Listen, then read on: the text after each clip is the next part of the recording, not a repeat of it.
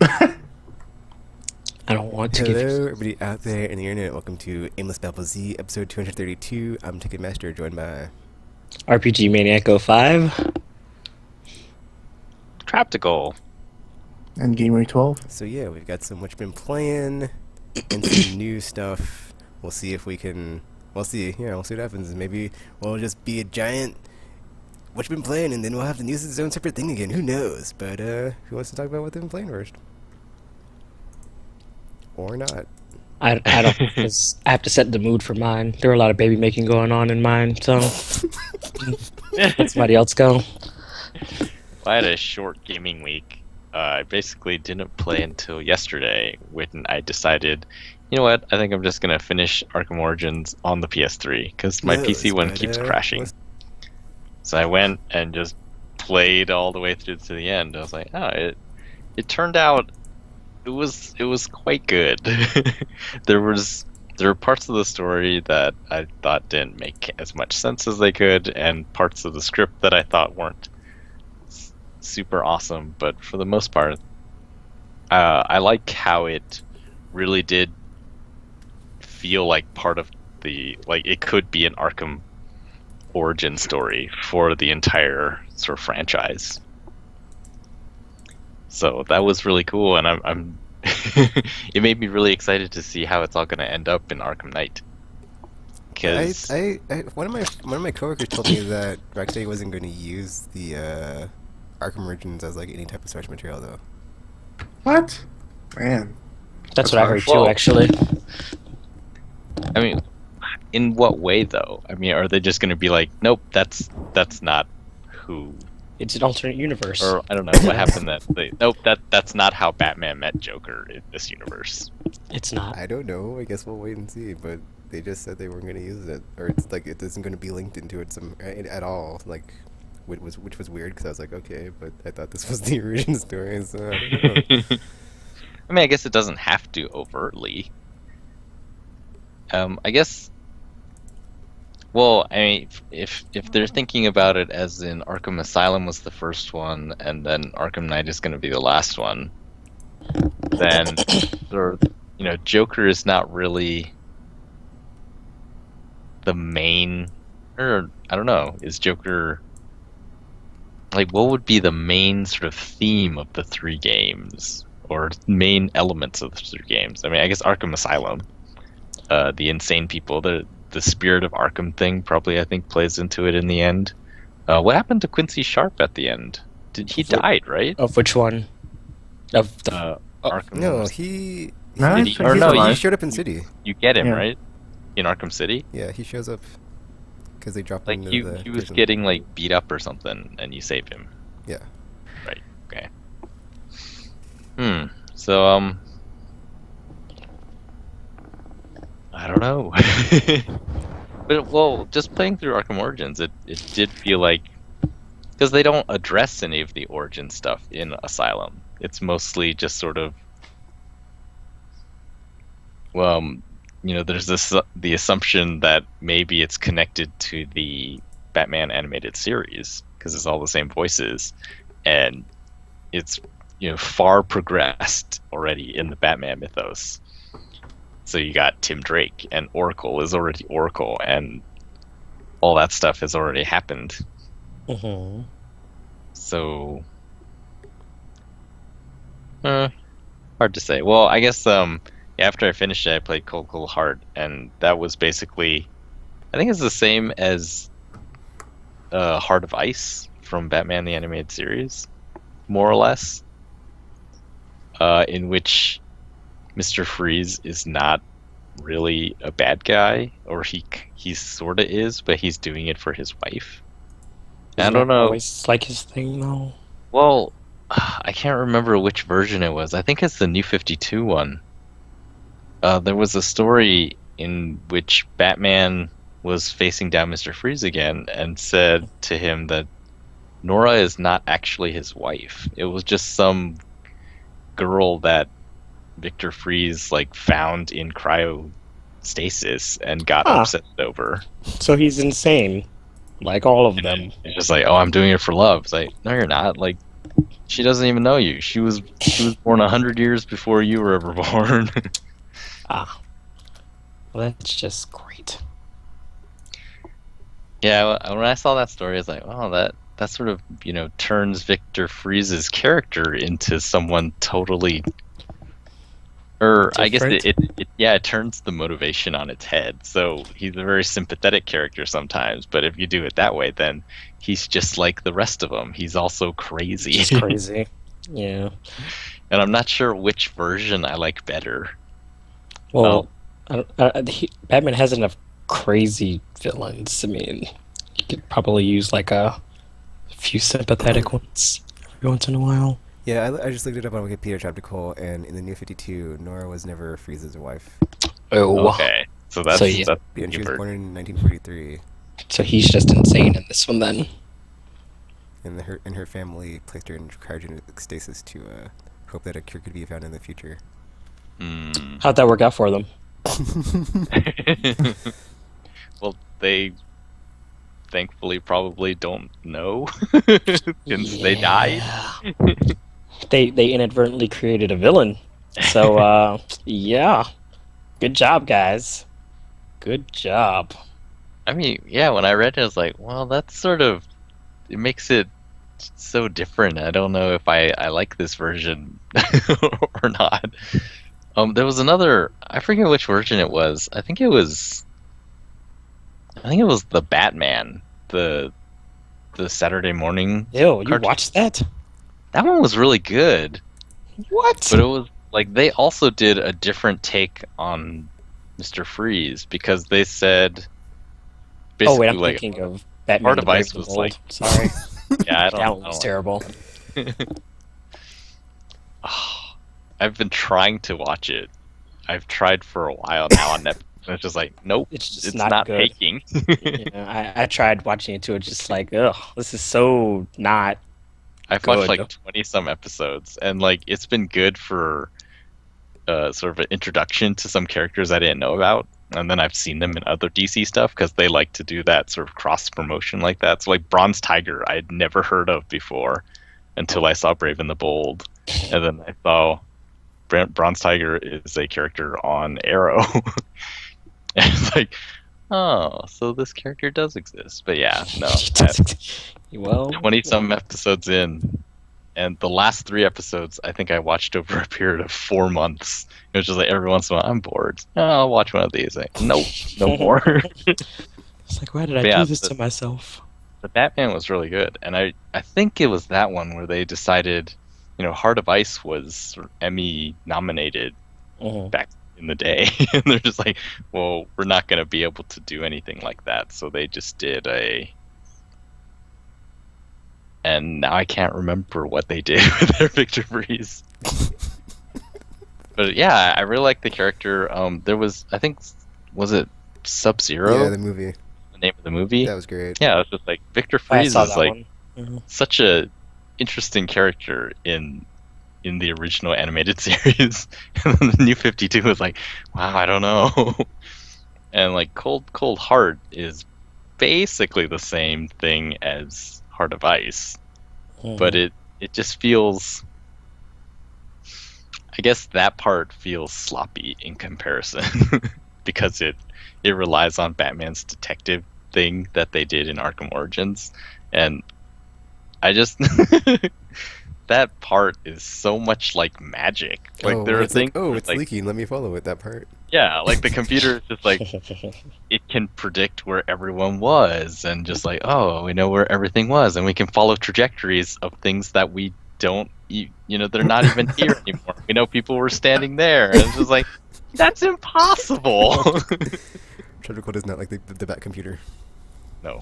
Well, in all fairness, it is. It is kind of cheaty. It's like, if you have that kind of technology, I mean, Just give it to the police. Right?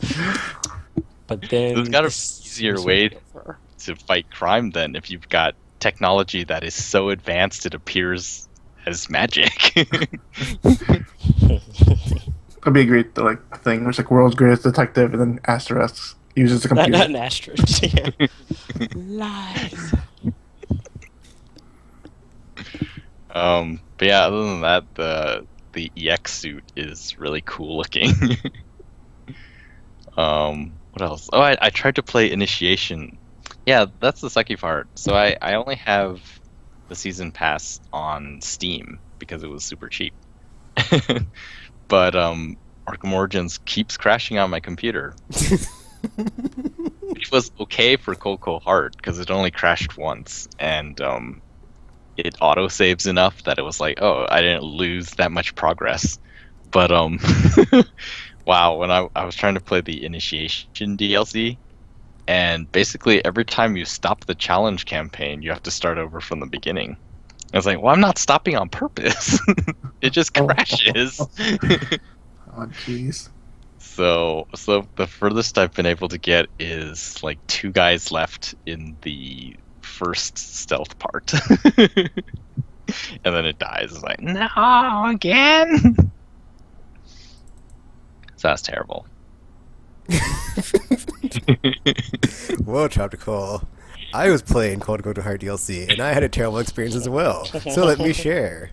So I'm playing through the game. I already completed the campaign. No issues at all. Even though Tropical was like, dude, mine keeps crashing. I was like, yay, I didn't have any issues. So I'm like, Cold Go to Hard DLC, pfft, I got this. So I just left my computer on, like, to get on Steam to, like, but it didn't, like, show up until, like, a while. So I was, like, kind of disappointed, but whatever. So, I had to be there, like, earlier, but anyway. So I'm just, like, sitting there, just ready to crack out on some new DLC for a game I cannot, wait to just get my on. And so, it's there, and it's downloading, and I'm playing, and I'm playing, and I'm playing, and I'm playing, and then I get to a part where I can't play anymore because, oh, what do you know? I can't see anything, and everything's black, and then all of a sudden Batman's falling, and he just keeps falling, and nothing I do can change anything. It's a metaphor for life. He's just falling. Oh, because did it save when he started falling?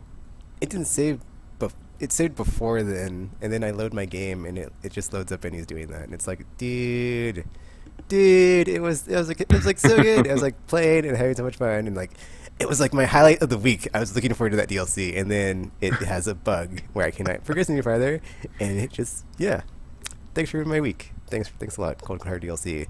Ubisoft Montreal, and just breaking stuff left and right. PC version, just Ubisoft. I mean Montreal. I mean WB Montreal, not Ubisoft. My bad. But, Freudian slip. Canadians, but yeah. So, Whoops. That's my experience. And then I downloaded it on PS3. But I was like, you know what? I don't even want to play anymore because I've already made it this far, and I didn't even restart. So on PC, I'm just gonna wait until it gets fixed. But on PS3, I restarted today, and I got to the part I got stuck. And I was like, please don't break, and it didn't break. So I can finally play and see what's in the rest of the DLC. Even though it's kind of annoying, it's all go and find the 5 pieces of this thingy, and it seems, I'm not sure if it opens up later on, but you only get like a small section of the whole city. So who knows? Maybe you get the whole city, maybe you don't. But I don't know because I didn't play that far because I had a negative experience. So. And they didn't add any challenges with this DLC either, so I'm kind of like, whatever. But I mean, well, I guess not. I'm not like, oh, whatever. But I mean, that's always a nice bonus to get like extra challenge maps, which I like to play. So. But yeah, that was my Cold Hard DLC experience. I'm sorry. You played it too, gamer, right? Yeah, my experience is just that the lip sync is just complete shit, but that's about it. It's because you're all up on that whole current gen stuff. Yeah, well, even it's weird because the lip sync of like the base game Origins is good. This one is like they just ran it through like a speech analyzer or something, and just like say record. God, it was like so bad. It's like the mouth is going all over the place. Like that's not supposed to be a mouth moving. So that's kind of weird. But it's like other than that, man, I'm still having issues with the combat in Origins. Like, really? Like Batman when he does like those flourishes, he's so slow compared to the enemies, and like I just get hit. Like can't do anything. Like there's something different from what Montreal did compared to Rocksteady. Like Rocksteady, like I'm able to like do every hit, do every counter. This one, I'm getting hit all over the place. Like I can't do anything. Well, to be fair, it's like his origin thingy, so he's not like Batman yet. But then I see Tekken playing. He's mastering every like counter. I was like, well, how is it happening? Maybe he's too good. Maybe you're just terrible at this yeah. thing. Oh well. But yeah, DLC. I like how it's presented, like almost like an episode of like the animated series. Yeah. I wish the season pass was just like them just pumping out episode after episode, focusing on a different villain or something. That'd be cool, but that sucks. But yeah, I'm okay with it for now. Yeah, like even with all the bad things I said, still better than Harley Quinn. That's all I'm gonna end on. You know, Harley Quinn, you could have finished that in like 30 minutes or something. That was terrible. I think, and the other thing is I was just so pumped up. Is like my expectations were just so like astronomical through the roof. I was just not gonna be able to meet them, and then they didn't. I was just like, yeah, let down. Mm-hmm. Is Val even playing Hypothetical? Yeah, I think so. Gamer RPG. Yeah, I haven't been playing it as much as well. I just finished Gunslinger, part of my backlog beatdown thing.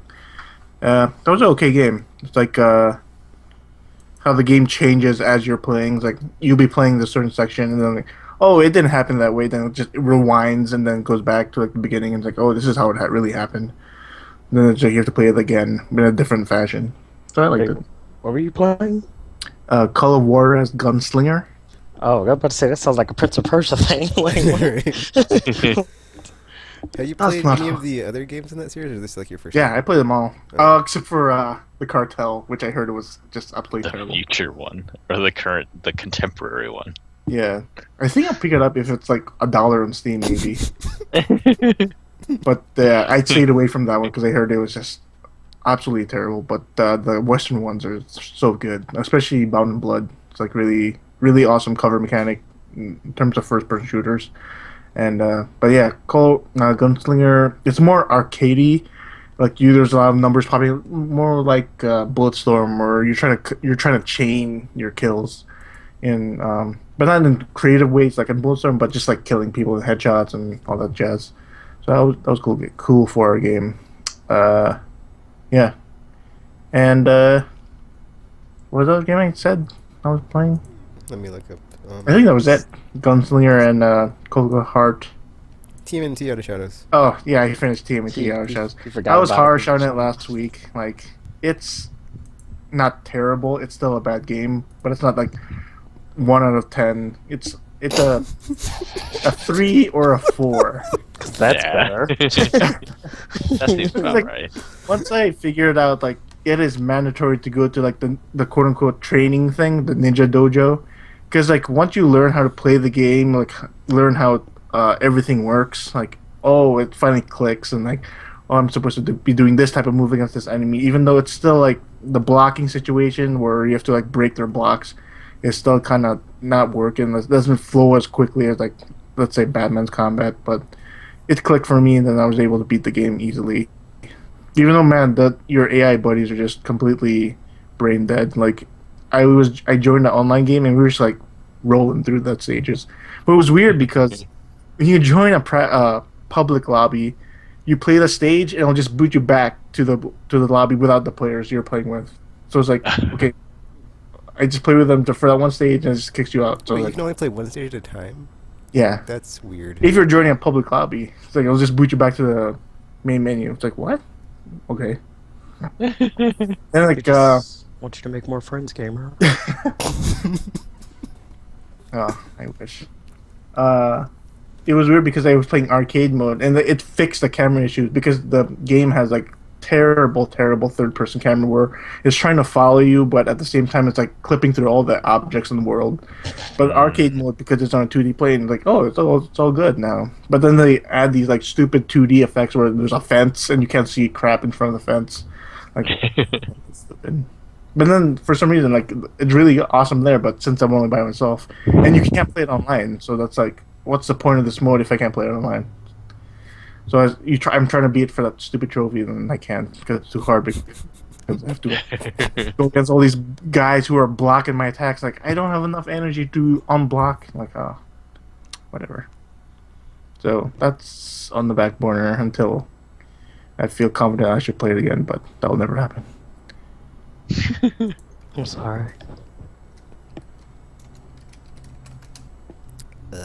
RPG. You want to go, or do you want me to go? Are you I still can working go. up? Okay, there you can go. It's fine. Alrighty. Well, anyways, I picked up Tokyo Jungle during that flash sale. The 99-cent thing. $1. Oh, that's good. Because I still had like $1 left from when I bought that season pass for The Wolf Among Us and have yet to play any of them. So I just went ahead and bought Tokyo Jungle with it because I was like, oh, there's stuff on sale here, and I have wanted to play this, so I did. So after going through the tutorials, which are the exact same for both the story and the survival for some weird reason, it's like why they make you go through it twice is beyond me. But what can you do? I played for a few bits because you start with the Pomeranian or something in the survival one. The yappy dog. Yeah, it's not a very strong dog, which is not yeah. Mine got murdered by these beagles because there was like a gang of them. I was like, oh no. What are these beagles doing here?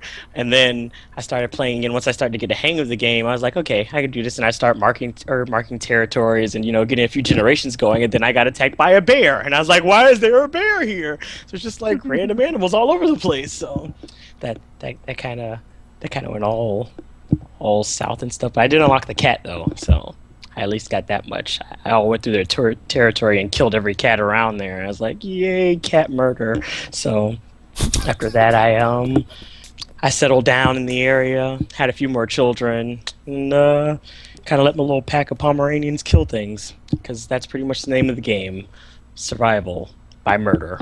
So that's how that went. There was also really big horses and zebras too for some reason, and that was weird. I don't know if they were just like they just seemed large relative to the small dog, or they were really just gigantic because they were huge and angry. So there's a lot of large. There's a lot of large animals in this game. And I have no access to any of them. So I was like, what? This doesn't seem fair. So yeah. I don't know. But yeah, I started playing with the cat for a bit, so I could try to unlock other animals, because apparently you have to like get through certain objectives and stuff to unlock the other ones with other animals. So I've been trying to do that, but this game is not. It's very unforgiving with its random animal encounters, because like I was playing with the cat and I was going down to one place, and then we got attacked by this pack of beagles, and it's like there's one that was like called the Beagle Boss or something, and it's like, oh well, this is gonna go all terribly, because it was all like super fast for some reason and murdering all the babies, and I was like, no, and then it killed all of us. So that went well, except when it didn't. So yeah. So I don't know how I feel about that, but yeah. And then I started playing Conception 2. I forgot the subtitle for that game. So yeah, more babies, basically. That's the subtitle. It might as well be. I think children are in the title in some way, shape, or form. So yes. So yeah, but yeah, the object of the game basically it's like a dungeon crawler where you go into the dungeons, which are with one of the moms that you choose, and then the babies that you make, and you pretty much just sick your children into dangerous situations, because it's great parenting. So Okay, Trevor. I mean, a question: when you're making babies, air quotes, you just put something into them and like something pops out, or like how does that work? No. I mean, and like by that I mean like some sort of like surgical device, not the human organ. Jeez, guys. I thought it was a stork that comes When a and man brings your really baby. loves a woman, and all right, guys, we're gonna have to have a birds and the bees talk after this is all over. But yeah, well, I mean, Tropical probably already knows how this works because he has a child. But you two, though, well, yeah, there is not a stork gamer, by the way. There are no birds involved at all, actually. But yeah. But the way it works is because I mean, in this game, like apparently, the way it all works is like when people reach maturity in this universe here, they get like blessed by the star god. So they have this power where they have to move, and then they're like forced to move to this island and join this academy because why not? And they get ranked based on, I guess, how much energy and stuff they have. So based on that, I guess they kind of get separated. And the main character of the game is he's like referred to as God's gift because, yeah, yeah. And yeah, so he's like apparently has the ability to mate with like everybody. So that's like yeah, a thing. But so there's like these girls in the school that are all S ranked, and it's supposed to be like this big thing where they're able to make all these children and stuff, so they get free access to the church for classmating is what they call it in this game. And I'm not completely sure how it works in here because it's like a really short cutscene thingy, and then like babies pop out of these nesting dolls that they put their energy into or something. I don't know. It's I don't know what's going on, but yeah, and you have there's also the small chance that you may get twins or triplets too during these thingies as well. So there's that. Okay, but like, how do you fight them if they're just babies, or do they like do they age well, rapidly? they pop out with whatever class you choose for them, and they're battle ready pretty much. So yeah, Interesting. That's how babies work apparently. All ready to fight as soon as they're born. But yeah, so I mean, depending on like the stats of the mother you choose, it kind of affects like what classes are available to the children when they're born. So you only choose from the ones that are like open then, and then you kind of you have to build 3-man teams for each of them, and you could take up to is it 3? You could take up to 3 teams plus you and the mother into the thing. So I think it's like 11 in total or something like that, people fighting and stuff. But once they reach their max levels and everything, you can like give them their independence and allow them to level up the city or whatever, and it kind of like unlocks other stuff. So yeah, and then you pretty much start the cycle again, making more children and with more of the classmates and stuff until I guess you finish stuff is how that works. So yeah, yeah. Wait, Yeah. so the parents never die? They do not, but apparently They just- like okay. well, you start off with like 4 of the girls, and then they add the other. It might be like 2 or 3 more, I think, after that, because I just got another one recently, and then a second one. So I think there's 7 of them in total, because I have 6 of them.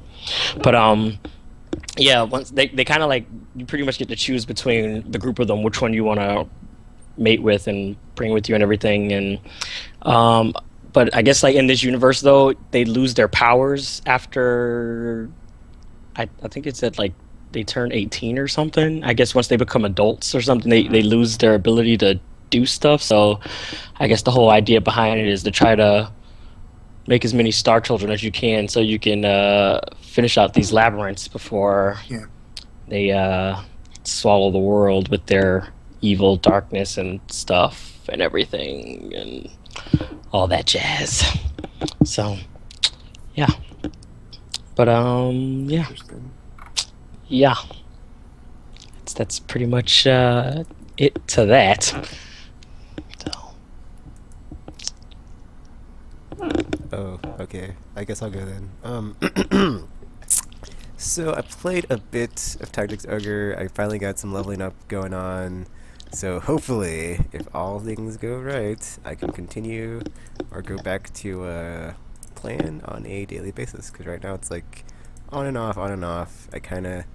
Well, I didn't necessarily like forget what's going on in the storyline. It's just like, it's a lot to, you know, bite off. So it's like if you stop playing for a while and come back to it, you might forget a few things, but you know, it's still fresh in my mind. So I need to, you know, keep... So I got like ninjas, my ninjas are like level 6, my white knight dudes are level 6 or 7, and then there's 2 other characters I put to alternate jobs to like level them up too, and I have like 2 more thingies to go in the sub dungeon I'm leveling in, and then I might restart and like get them through one more time just to like see if I can get them higher than level 7 and whatnot to join the rest of the ranks of the team as we go to through the rest of the story. Besides that, what else on handhelds? Okay, Sign Mora, this game. So it's like a two. I didn't know what this game was, and it's rated M. And like when you beat it up, it's like rated M for language and sexuality, blah blah blah. And it's like what? Because I was playing it, and yeah, there's cursing, but there's like no sexuality or anything going on. It's just a 2D side-scrolling game with like some stuff going on. It's got some really interesting No, mechanics. wait, no sexuality. Didn't you hear about the lizard lady getting raped? I did not hear about that game. Not only did I not hear about it, I have not come across any weird sexual stuff in my playthrough of the game. Weird. But so yeah, it's got these like interesting mechanics where it's like it's a 2D shooter, kind of bullet helly, but it's cool because you can slow down time. However, you're limited in that because you have a little bar slash meter that fills up as you kill enemies and like recharge it. However, once that runs out, you're kind of effed because it can get really crazy. And then like it's interesting what they do is like, you know, instead of like a classic 2D shooter game, once you get hit you blow up. It's like you get hit but you lose time. So there's this whole thing in the game where it's like you're from the past and going into the, or you're from the future going into the past, time travel, blah blah blah. It's weird, kind of confusing. And you know, in order to do that, you have to power your something something drive, and it does all this stuff. And then yeah, but if you take damage, it's you know, you're out of time, and then you die, or you don't die, but you're like game over, whatever. So that happens. That's kind of annoying when like you get to a spot that like keeps, you know, you can get like you feel like you can make it, but then you just keep getting whittled down as you're just getting hit and hit and hit, and like you lose all your time. But then for me, I got to, I think it was chapter 3. I don't remember which stage it was, but I got to the stage where it's like you have to go into a vent, and there's lasers, and you have to like go with the trash debris and try to like go with it through the lasers to dodge the lasers, and then there's also just like a bunch of crap in there that you hit it and you don't lose time, you just hit it and you blow up. So it's like that kept happening to me. I was like, you know what, F this game. This is too hard right now and I'm not having fun. So I will just go to another game on my Vita because there's so many. Thank you, PlayStation Plus. So let me go to another free game, and I was like, oh, Unit 13, I haven't played this yet, and it's all third person, so let's see what it is. So yeah, Unit 13, really good. Solid third person. It's interesting what they do because it's like, you know, some of the levels are time based where it's like you have to get through here, kill the well, you don't have to kill everybody, you have to kill like the targets, air quotes. So there's like certain enemies that are like, you know, this is the target, take them out, this is the objective. So there's that mode, and then there's like a stealth mode where it's like, you know, don't get spotted, don't set off any alarms. If you do, you have to restart on the later missions because they're so hard. And then like you can knife dudes, and it's like a stealth attack where you get like the silenced pistol and you just like shoot them in the head, and like you get all these like bonus points for doing all that stuff. So yeah, and it like stacks and stuff. So it's very arcadey feel to it going on. And there's also like a game type where it's like you're one dude and you have like regenerating health, and you just like gotta kill stuff or blow up stuff. That's the objective. And then you have the other one that's kind of like the opposite of that one, where you have a dude, but he doesn't have regenerating health, but he has to do all those objectives and whatnot. So, but when you get to the checkpoints, it like refills your health and like your checkpoint if you die. Sometimes, not all the time.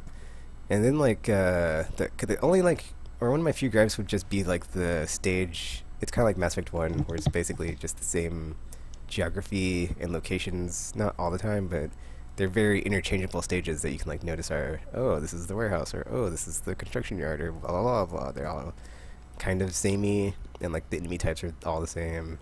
But yeah, I did enjoy it. I mean, for a Vita game, I enjoyed it. The storyline, there's not really anything there, so it's like whatever, just stage by stage. There's like 36 stages. I've unlocked almost all of them except for like the last few, so I haven't played through them all. I'm guessing when I do, I get a trophy, and I'm guessing there's a trophy for getting 5-star ranking on all of them, which I'm not gonna bother with. So F that. Yeah, I did enjoy this game. Playing it was like, oh, you know, it's cool to see.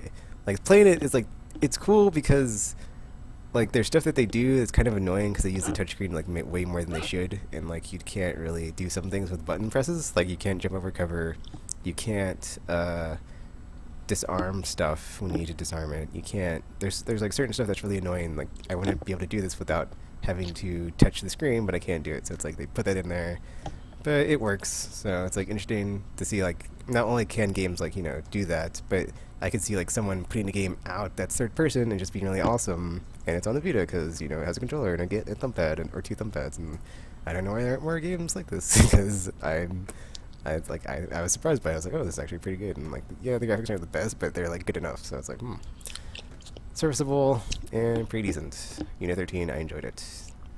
Let's see, what else have I been playing besides that?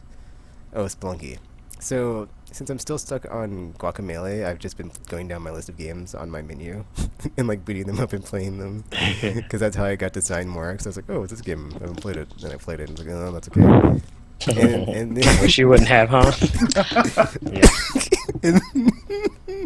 and then I got to Spelunky and I had kind of the same thing happen where it's just like, this game is, it's not that it's a bad game, it's just really brutal and difficult. I would say it's like the cute version of Dark Souls, because it's just like, oh, you don't suspect it because it's 2D sprites. This game wants to break you and make you throw things and curse and stuff, because it's cool what they do, because it's very Diablo styled, where it's like, every time you play the game, the layout of the levels are completely different, so it's completely random. Enemy placement, item placement, you don't even know what's going to happen, like when you boot up a game and like go into it Oh no. sight unseen. But then, like, you have very little health, and like everything can kill you, and yeah, I don't even think there's a way to level up your health to get like more than 4 tingies, so we'll see. I stopped playing just because it's not something I find I find Fun? attractive to play and be all, oh, let me play this in 15-minute bursts and try not to die or try not to restart. It's just like, yeah, it's not something that is like, to me, it's like fit for a handheld device. Well, not fit for a handheld device, but like not fit for like if you don't have long stretches of time to play, because it will break you down over that time that you're playing it, and you'll be like, oh, well. Thanks, Plunky. I'm sorry I forgot the safety word, and you just sat there and beat me the whole time. Thanks. Oh my. Oh, this. Wow. Yeah. Some interesting analogy, I guess. You got all your, got all your pleasure out of that, Splunky, but I'm just gonna move on because I'm not into that. Not that there's anything wrong with that, but besides that, I played some Mass Effect 3. So me, Gamer RPG, played at the podcast last week, and we had a lot of fun stuff happen, and I recorded it all, so I'll be uploading it eventually, and you get to see our aimless adventures. But besides that, I finally got something that I can finally finish my Reckoning tree, and then I will have only 4 more thingies to my best of the best. And I got like the 750,000 on the melee thingy, so I only need like 250,000 more damage or points. Not damage, but 250,000 more points. And I'll have that one done. So that'll be, let's see, 2 less there, and then I just need the gold matches on maps, which is the Nomad one, and then in 7. Oh my god, that is the one that's going to break me, I think. Because I got like one of the little thingies that pops up as you get progress, and it was like, you have 13 out of 50, I think it's 50, hopefully it's not 60, oh geez, I think it might be 60, but like 13 out of 60 promotions, so I'm like, oh my gosh, I'm not even like a fourth of the way there. That is depressing. That just makes me want to, man. Wait, you haven't been promoting? I haven't been promoting on 360, but I have been on PS3, but I think I still don't have like close to half on either, so it's still like a long ways to go, gamer. Like, it takes a lot of time unless you're playing that game all the time. It takes a lot of time, so it's like... I did see someone with that banner. I was like, huh, interesting. I saw multiple people with that banner, and I saw like multiple people with the best of the best banner. I was like, curse And you! he eventually he died on a bronze game. I was like, oh my god, is he really best of the best? But yeah, so like, how long do you think you have, and then you'll get it? I have no idea. A year? Oh, jeez. That's not funny, gamer. That's not funny. See, the thing is like, if they had challenges in from the beginning, like, this would not be an issue. But since they did, Oh, I see. Okay. like before when I was cracking out all the time. But whatever, I'll get it eventually, because I'll just keep coming back to it as long as I play every day, and like I will adapt to my schedule. So yeah, but it can be done. I think it can be done in like a month's time, because you can level up a character probably in a day. So let's see. And like, for me, I could level up multiple characters in a day, so that'd be like 1 Tuesday. So I will get this done. It will take, it will be a ridiculous amount of time I spend. I'm close to 1,000 hours according to Raptor playing this game on 360. Oh my. So, Oh my god. So it will take time, but I will get there. I think that's how many hours I played all my games in 1 year. Wow. It's like I will not stray from the path of the Mass Effect 3 mountain that I'm climbing gamer. I will get there eventually, and then I will celebrate and stuff. But yeah, I believe that is all I've been playing. 'Cause I already talked about Arkham Origins, so still awesome, except for when it breaks on you. That was fun, but it wasn't. So yeah. That kind of the story about everything, though. So yeah, I guess we can go into the news now, unless somebody has some sort of weekly thing they want to talk about and bring up. Tropical does. He always does. I did think of an interesting hypothetical that I guess we could briefly touch on. I don't think it's much of a discussion thing, but anyway, so I recently got Sky, the Art of Final Fantasy. Nice. That book that Gamer let us know about that was super cheap on Amazon that one time. And I was looking through it, and it's basically, what's his name? Yoshitaka Amano. His paintings and sketches for all of Final Fantasy 1 through 10. And it occurred to me that his style is it's sort of, how to describe? Well, I mean, okay, I don't know how to describe it. You've seen it before. Everyone has seen it before. But basically, the question that popped into my mind was, if the games had looked like his art, would they have been as popular as they are? In 2D, maybe. In 3D, because those designs, the original designs, are like looking a bit weird compared to like what's actually in the game. But I think like if it's in 2D, then like it can stay true to like whatever it is, and like just it doesn't really like matter, because like that's kind of like the cool thing about JRPGs is like when you go from game to game, and like the art design and the aesthetic just changes like from game to game and like designer to designer. Because like the only game I can think of that sort of reminds me of the art style in the book is I think it was called El Shaddai. It was like I have that on 360. It's about the one with that combat that guy game with the Yeah, bow from- sword thing. Yeah. Enoch. Yeah. That. That was a okay game. Yeah, it's like Very dream-like. do you think like that art style can carry or would have carried a AAA franchise? I mean, especially now, we could actually make a game that looks exactly like. Well, I art think it could movie. try to cool, because I think personally Minecraft looks like shit. So it's like every time I see that game, and like I think just how popular it is, I'm just like, man, I don't know how many people can. To me it's like to me I like that game and like the visuals turn me off, but like that is like the inverse, because it's just super popular. So clearly people just don't care about that game looking like shit. So it's like, yeah, clearly it doesn't matter. Or at least that's my logic, I'd put forth. So not only do graphics not matter, art style doesn't matter. According to Tekken, it does not.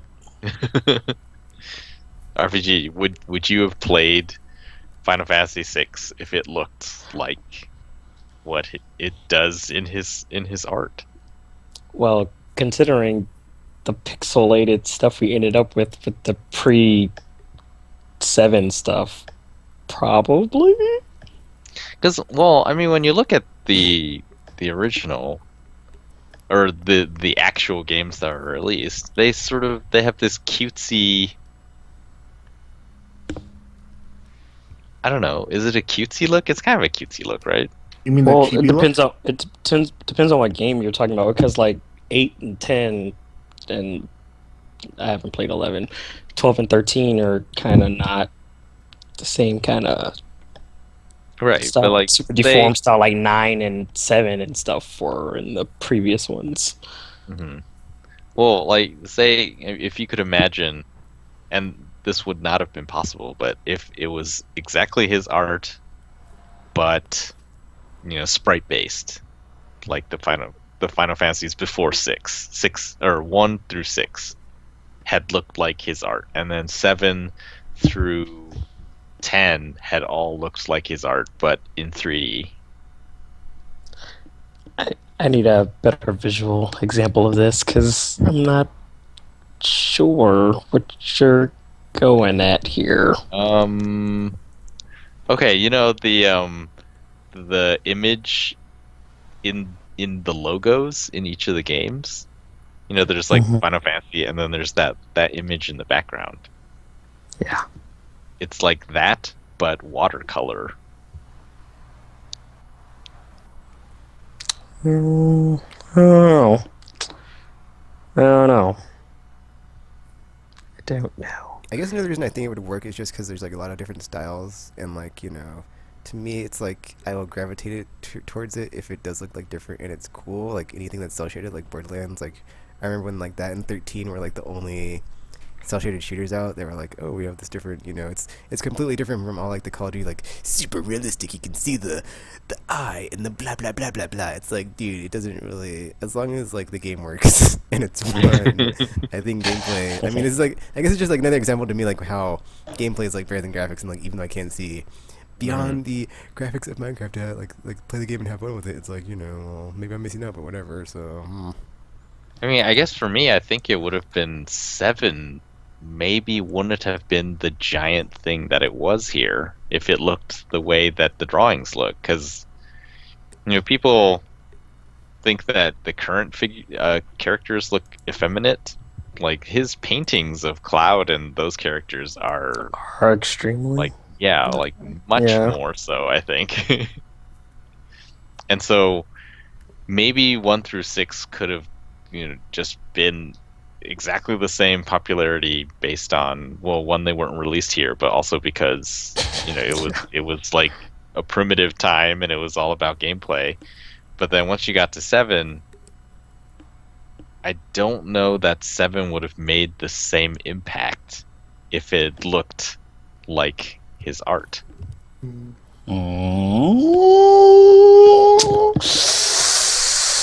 don't know, because, I mean, I think that's possible because like one of the reasons why 7 was so like awesome is because of the 3D renders of all the character designs. That's so the subjective. designs were different. However, the scope would have been the same, and it would have still been like a 3-disc epic of like crazy stuff happening. So I'm not sure. I mean, it would have had an effect. I'm not sure like how drastic. I mean, like, think about the time it was. Like, it was before the internet, so you learned about games through your friends and through like magazines and stuff, right? Yeah. So would the early adopters of the time, you know, the people who read the magazines, would they have looked at the game, seen this sort of very, you know, watercolor? I think it would have been, you know, compared to what we actually saw, which was very sci-fi and, you know, these cool looking characters beside, you know, rather than sort of watercolor ephemeral type scenarios and stuff like that. Like, I don't know that it. Yeah, I don't know if it's many early adopters would have been like, oh yeah, I have to get that game when it comes out, and then they would have looked at it like, no, it looks weird to me. Actually, it's funny you mentioned this, Tropical, because like, isn't the art style for every Dragon Quest game exactly the same because it's by Toriyama? They are the same for all of them. So it's like, but then like the Final Fantasy fans, like I think they would like support anything because they're so cult-like. And first of all, I take offense to that, and secondly, I think it still could have and I didn't even like 7, so I just don't even know, just no. But I think part of it though is while the whole 3D rendering thing did kind of, you know, have people take notice, at the same time it had a cultural impact for like different reasons. So it's not just like it was all, everybody was just clamoring because it was like, oh, models are all in 3D now and not sprites anymore. So I think because I'm kind of curious as to how his art style would have translated into 3D. Now that it's like, because how would that have worked? Really? I think it would have to be constantly in motion, like the lines. Maybe. Because otherwise, his style has like sort of like a flowing. Yeah. Because I'm almost picturing something like similar to how Okami was done. Oh, because because it's that's very like sort of, but then in 3D, but it's not. The other thing, like, same. Because, you know, I'm not saying that it wouldn't be 3D. Like, imagine, hypothetically, 7 would still have been a 3D game, but instead of, you know, the color palette, which was, at least, you know, in the early parts that everyone knows, it's sort of like bronze and like gray metals and just like, you know, those types of colors. Instead, it would have been sort of like lighter, sort of pastel almost colors, and Like Valkyria Chronicles. yeah, the characters would have looked, I guess, more elongated and more, yeah, like more effeminate. I think even more so than we think that they look today in the more recent games. Well, I don't think that, but I mean, teach his own, I guess. But I guess the other thing is, well, I wasn't here, so what was it? What was it like when 7 came out? Because that's Everybody Yeah. was It was shitting getting- bricks apparently it was getting because hyped a lot. yeah, like by I remember the Rubber commercials. I was Station, like, dude, I want to play this. So it was on like TV and stuff. What were the commercials like? Did they show? They were CG cutscenes from the game. Yeah, there's It no was a- gameplay. yeah, there was Oh, it was just like It those was the cutscenes, usual like the Square bike Enix part magic. and the. Yeah, that's how they sold the game. It Even was on the cool back because of the like box. it was cool because like the way they presented it, it was like it was a movie because it was like from the studio that brought you blah blah blah, or like SquareSoft Games presents blah blah Remember when blah. they were still SquareSoft? Yeah, that's true. They were selling the game like that. And SquareSoft. But it's like, dude, those cutscenes look so good at the time. It's just like, man, so good, so good. Yeah, like if those cutscenes had been this sort of watercolor flowy, pastel art style, would it have been the same? Would people have been like, "Oh my gosh, that looks so awesome"? Yeah. I don't think awesome would have been the It word. could've They would have been, 'cause, been I mean- it would have Is been it- like, it looks good, but I don't know if everyone would have been like, it looks awesome, I must have it. It would be like, that looks interesting, I'm gonna check it out.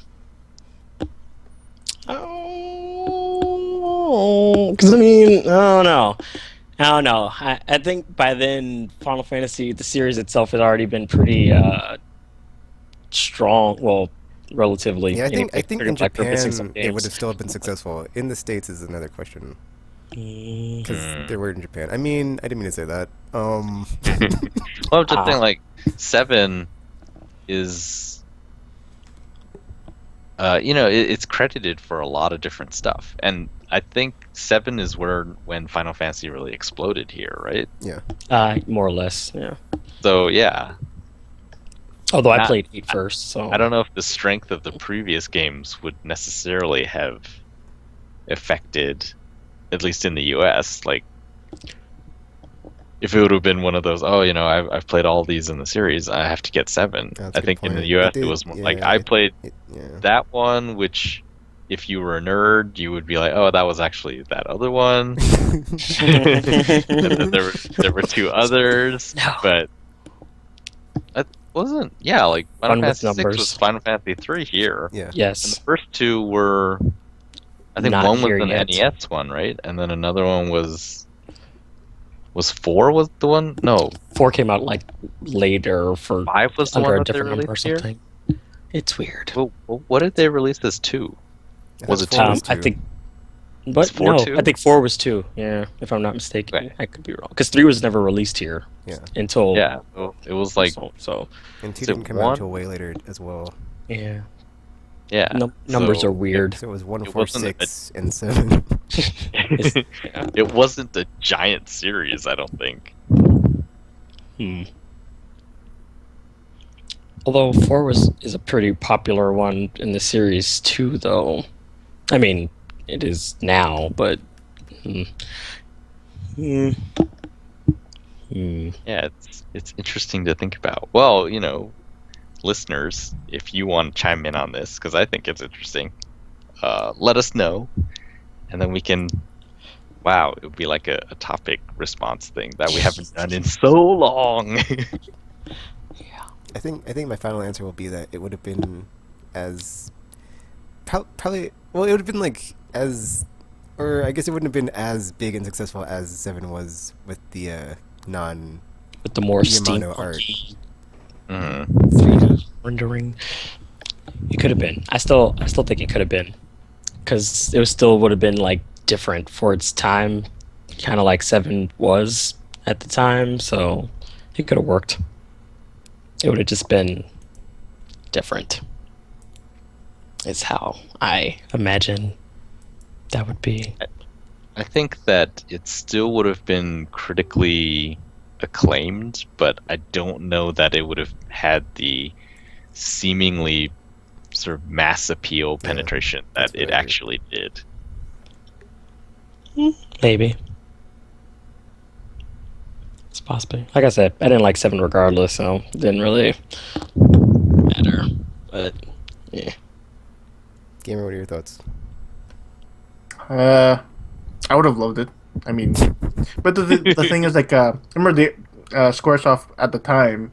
For me, it's like it was always like a CG. What does the CG look like? Because like 7 was like at the time, it's like, oh my god, it's freaking awesome. Then like 8 was like up there too. It's like, oh, just like extended themselves again. How would the art style work? That was advertised the same way too, with their CG cutscenes. In the CG cutscene, like that would be kind of weird. I mean, oh wait, they did do his art style. It was in the PlayStation anthology. They had created those CG cutscenes in his art style. Did they? Yes. The characters, like in 6, they look long. The CG I parts, remember. yeah, they look more like his art. Yeah, but they kind of sort of like low res kind of way because there was PlayStation CG back then. Yeah. So yeah, they did try to in the CG, but it looked kind of weird, I think, because it didn't have that look. It didn't have that flowy art to it. So maybe it was taking that away. deified. Yeah, like taking the that shape. away. Yeah, the true, shapes yeah. were similar to what his drawings are. Well, yeah. If it looked like that, let's say a PS4 game, I would buy it. they should probably try. I was about to say they could probably try it now with the stronger technology, but it probably I just would like to see it. That'd be kind of neat. Yeah. But interesting to see. I mean, You as know, a the Final side game, Fantasy though. 6 remake should be coming up soon. You know. Nah, it'll likely be 4 again, or because that's the one they've been kind of milking the hell out of. So yeah, Oh yeah, 3 was the one that was never released here until modern times. yeah, because that one didn't get released until like the DS or something. So Yep. it was. So yeah, be on the lookout for that next 4 remake. But yeah, it was like if all the lines are flowy and it's like that sort of light, ephemeral coloring. If only they would remove because like most of his artwork, it seems like all the characters' faces they're like drained of blood, just like they're like lifeless zombies. Like if they could maybe try to tweak that a little bit, maybe it'll work. I think it's just with it might just be with the type of characters they're using. It's like they all look 'Cause- depressed for some reason. Well, in all fairness, gamer, the world is usually ending in these, so it's like, they're not exactly happy about it. Well, no, it was really shocking to see some of the original sketches for these characters. Like, wow, like there was a picture of Cloud and Eris standing back to back, and they just look like totally different characters. I mean, you know it's them because one is holding a staff and the other one has that one shoulder pad.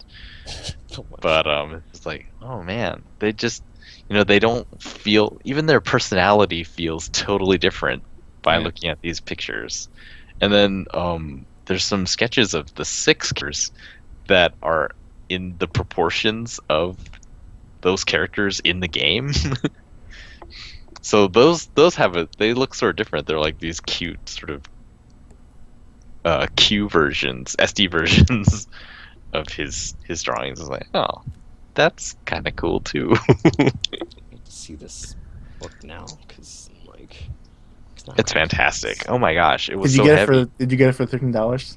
Yeah, Nice. it took almost a month, I think, because they were. By the time I saw your tweet, they were basically out. And then when I got it, I was like, "Why is it so heavy?" And I opened it, it's like, "Oh, it's this giant box filled with 3 hardcover art books." I was like, I was like, "Wow, this is really nice. This is supposed to be $90-some, and got it really cheap." Smells so good. Saw that. Yeah. Okay, we need to get to the news now. All right. So, do we? Yeah, because we have like an hour left. Well, first of all, let's do that MPD thing. MPD numbers came out on Thursday, and they showed that the PS4 was still I'm not sure about that part, but it was outselling the Xbox One again. On the software side, Titanfall was number 1, Infamous Second Son was number 2, and then I think it was South Park, Yeah. and then Dark Souls 2, and then other stuff below them that I don't remember right now. And it was interesting to me because in the weeks leading to the MPD numbers, there were lots of predictions about what they were going to be, and I think most of the predictions said that the Xbox One would be ahead, at least by a little, because of the strength of Titanfall, and then that the top-selling game would be South Park or Dark Souls 2, and all of that was wrong. The hardware part didn't really surprise me, but the software part, that was kind of surprising. Judging, there's just so many more current gen or last gen consoles out there that the next gen games outselling those was a long shot, but it happened. Even Infamous, that was pretty impressive. Titanfall, like, I mean, it's got a PC version, so maybe, but Infamous selling that many was pretty crazy. Gamer, you had a story about the day after? Yeah, well, it's like last was it Wednesday? Like we podcasted, and like okay, then Thursday came. It's like that's when NPD came out. It's like late at night or 5:30. And when I saw the news, PS4 outsold Xbox. I was like, what? Titanfall couldn't even save the Xbox, and the thought of like that the game that every goddamn journalist was hyping through their fucking teeth couldn't even sell a system and make it jump at least to for the month to number 1 is like absolutely hilarious for me. It's like I couldn't believe it. It's like unbelievable because like Infamous before it's not really a system seller, but just the thought that maybe it didn't push for people to like buy it on buy a PS4, but just the thought that the PS4 still outsold the Titanfall machine, it's like amazing. I don't know. I couldn't believe in my eyes. I was like, wow. What? I mean, what? Because now it's like, what's after Titanfall? Nothing. And then how are they gonna even retain their numbers from here until the fall?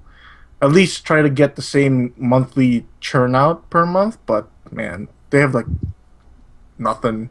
Which is weird First party wise, how they're like available everywhere, but yeah, and it's weird because like Sony's been doling out a lot of indie games probably once every month.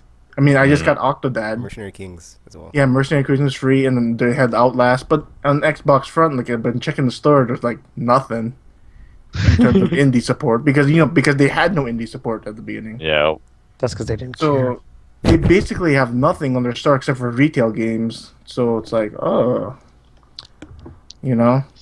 it's like I'm happy with my PS4 purchase. I'm like not really happy with my Xbox One purchase. It's different being on the winning side. It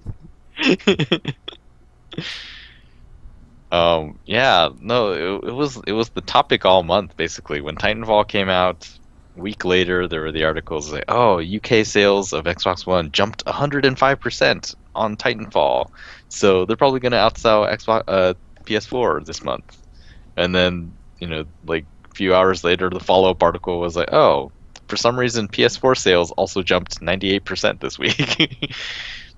And then everyone's saying, nah, Infamous isn't going to sell that many because it's Infamous. That's not a system seller. It's never really sold that well. And then 9 days later, it's like, yep, we sold 1 million Infamous. Yeah, that was crazy. Yeah, it was. And then, it's just Titanfall reviewed higher, so that was their fuel, and Infamous didn't review as high, and it was like console war month. And I'm not saying that Titanfall is a bad game. It's like, because if they released it on PS4, I would have bought it on PS4. It's like you don't really need a system to play that game. Like you don't need to like buy anything. It could be, it was on 360 as well. It's like it could be on PS3. I don't care. I would be playing it. But the thought that it was like on this one system and it couldn't even push it. Yeah. Well, I don't think Timefall was ever gonna be as strong as they were trying to hype it up to be to begin with. I think they were kind of there. It was more. It's more like trying to, I guess, like give yourself that false sense of security kind of thing, and you're like Drinking this their own Kool-Aid. basically, and it's like We're gonna yeah, be okay. We're gonna be okay. We're gonna be okay. I think they were more trying to reassure themselves at that point when they're like, yeah, this is the best game ever, and it's totally gonna sell systems. But everybody who played it, I kind of heard like lukewarm things regarding the beta anyway. So I was like, yeah, this game isn't gonna give them anything that they think they're gonna give it. So they're pretty much just kind of trying to assure themselves. They're like, yeah, don't worry, guys, it's totally gonna be awesome.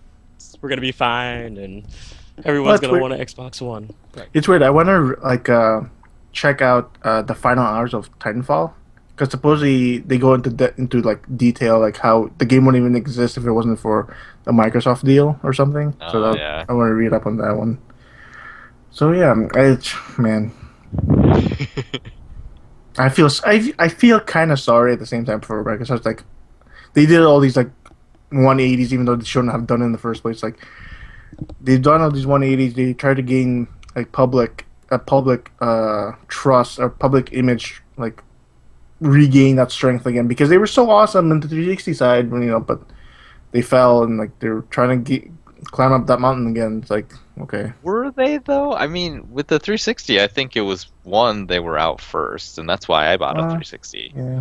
And then the other thing was the Xbox Live sort of reputation carried over. It's like, yeah, Xbox Live is you come here to play games online. And I was like, I guess that's sort of true. I mean, I had a PS2, I had the network adapter, and I played like a little bit of Resident Evil Outbreak. That was sort of a weird online experience. I played Final Fantasy 11 on there. It's like, well, that was okay, so. And then yeah, Xbox Live does seem to work better, and then it was like that. And then for a while, they did some stuff. Yeah, there was actually a lot of bad ideas with Xbox One too, or Xbox Live as well, and those have just been forgotten because it was just they didn't work out in the end. Like a Velocity girl selling the skateboards and stuff. Like, whatever came of that? Like, well, nothing. It's like no one was making money on Xbox Live because they were still a business. They tried to do the hip MTV VH1. I don't remember what channel it was, and they tried to be that crowd, but you could see it in their execs when they did presentations. Like, they are not that crowd. Major Nelson is, I don't know, he just seems like not. Yeah, like they like the Battlefield 3 at E3 last year, when they're just like, be quiet when it freezes or whatever game that was. That was funny. Well, it's weird because like, oh wait, go ahead. Yeah, like I think their 180s to me indicate that they don't know what they're doing. They don't have a plan right now. Originally they had a plan, and it was like just not in touch with what people wanted. And so in order to save themselves, they're like, okay, just tell us what you want and we'll do that. And that's what they've been doing ever since then.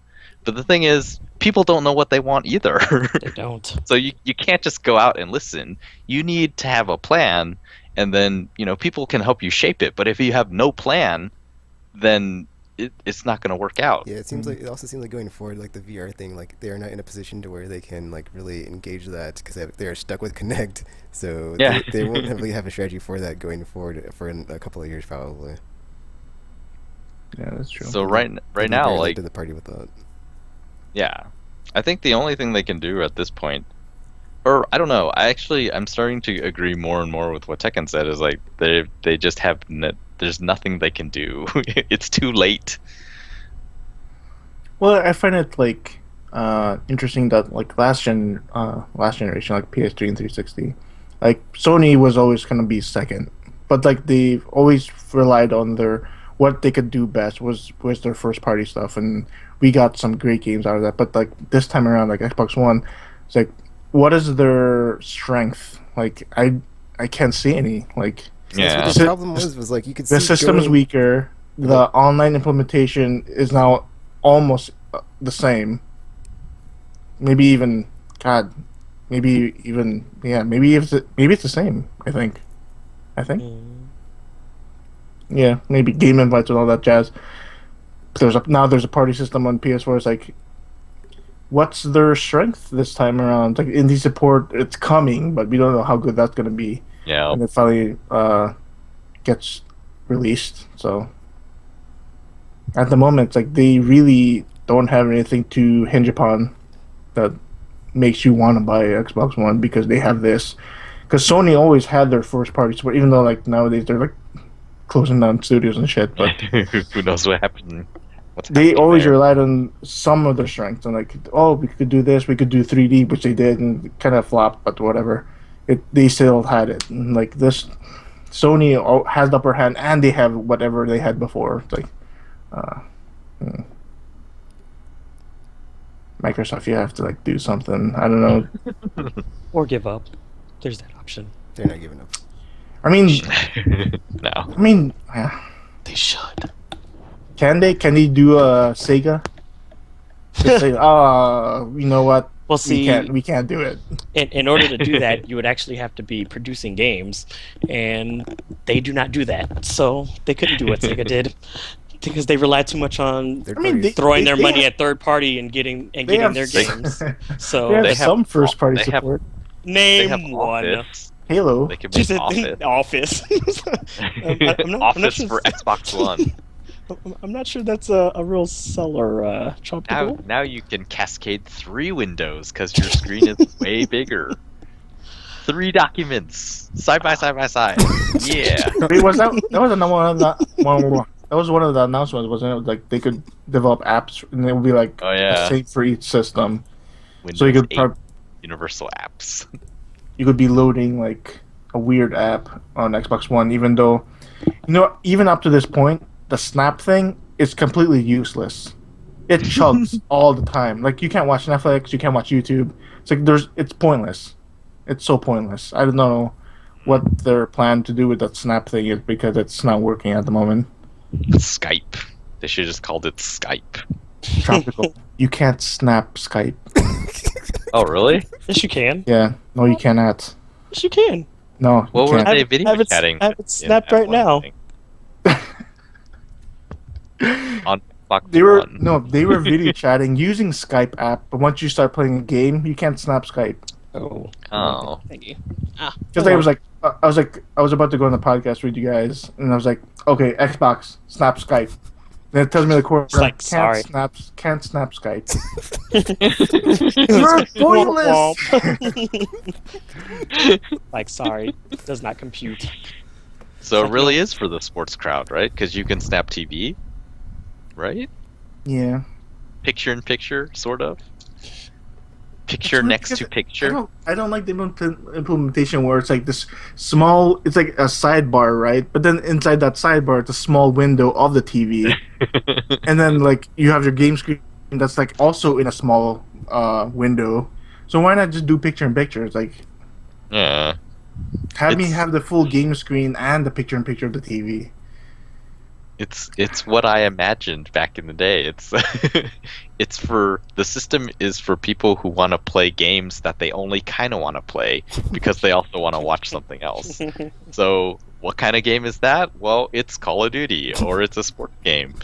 And then obviously you watch a sports show next to it because you don't really need to hear what's going on. The score keeps popping up every few minutes, and like. Terrible.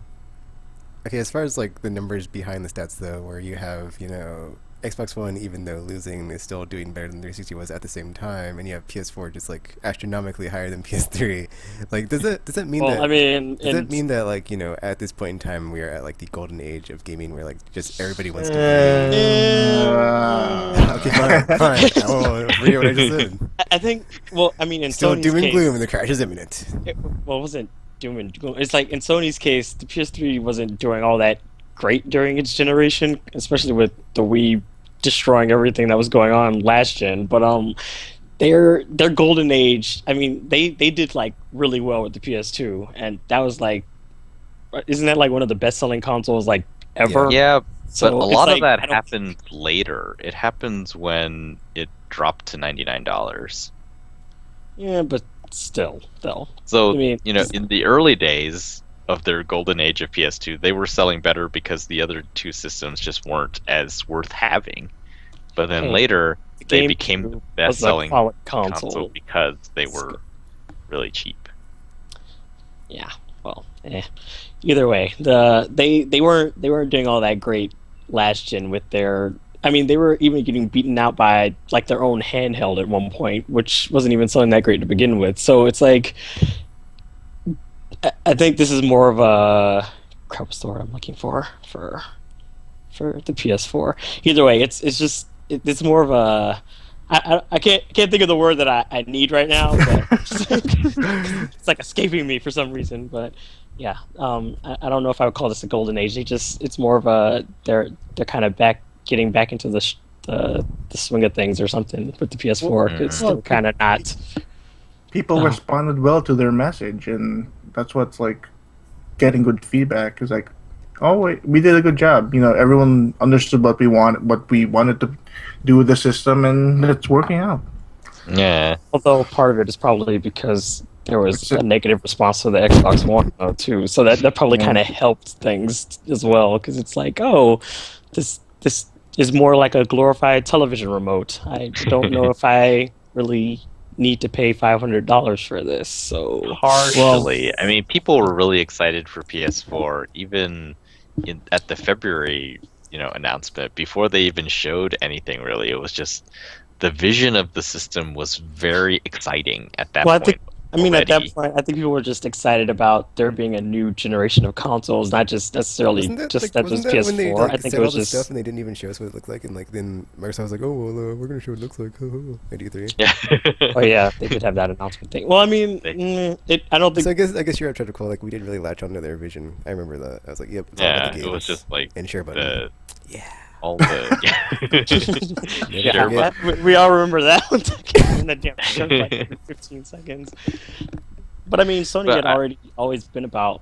At least I feel that they had always been about the games whenever they were showing off their console and stuff. I mean, that's why I was kind of like behind them anyway. I mean, that's why I had a PS4 or a PS3 anyway to begin with. So it's like with Microsoft, it's always been. To me, they always just seem like a hey, look how much money we have kind of company, as opposed to like, I guess, trying to actually make their consumers happy.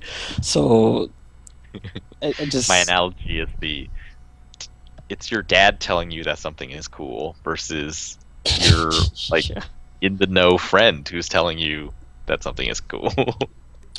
That's probably a good way to look at it, because my dad, yeah. Yeah. But like I think the test for the golden age thing is going to be how many do they end up selling in 5 years? Because right now it could just be the price is acceptable. I don't know. For some reason, the PS2 seemed much more expensive back in the day than the same priced. Well, I think at the time, I think it's because Apple products and cell phones and smartphones. Yeah. And just like every year, once everything started inflating, that you're willing. Not me, but other people are willing to bend over for and be like, oh, I'll sign that contract. Oh. Yeah, I guess that's true. Like a PS4 is you could buy 2 smartphones on contract, good smartphones on contract over a period of 4 years.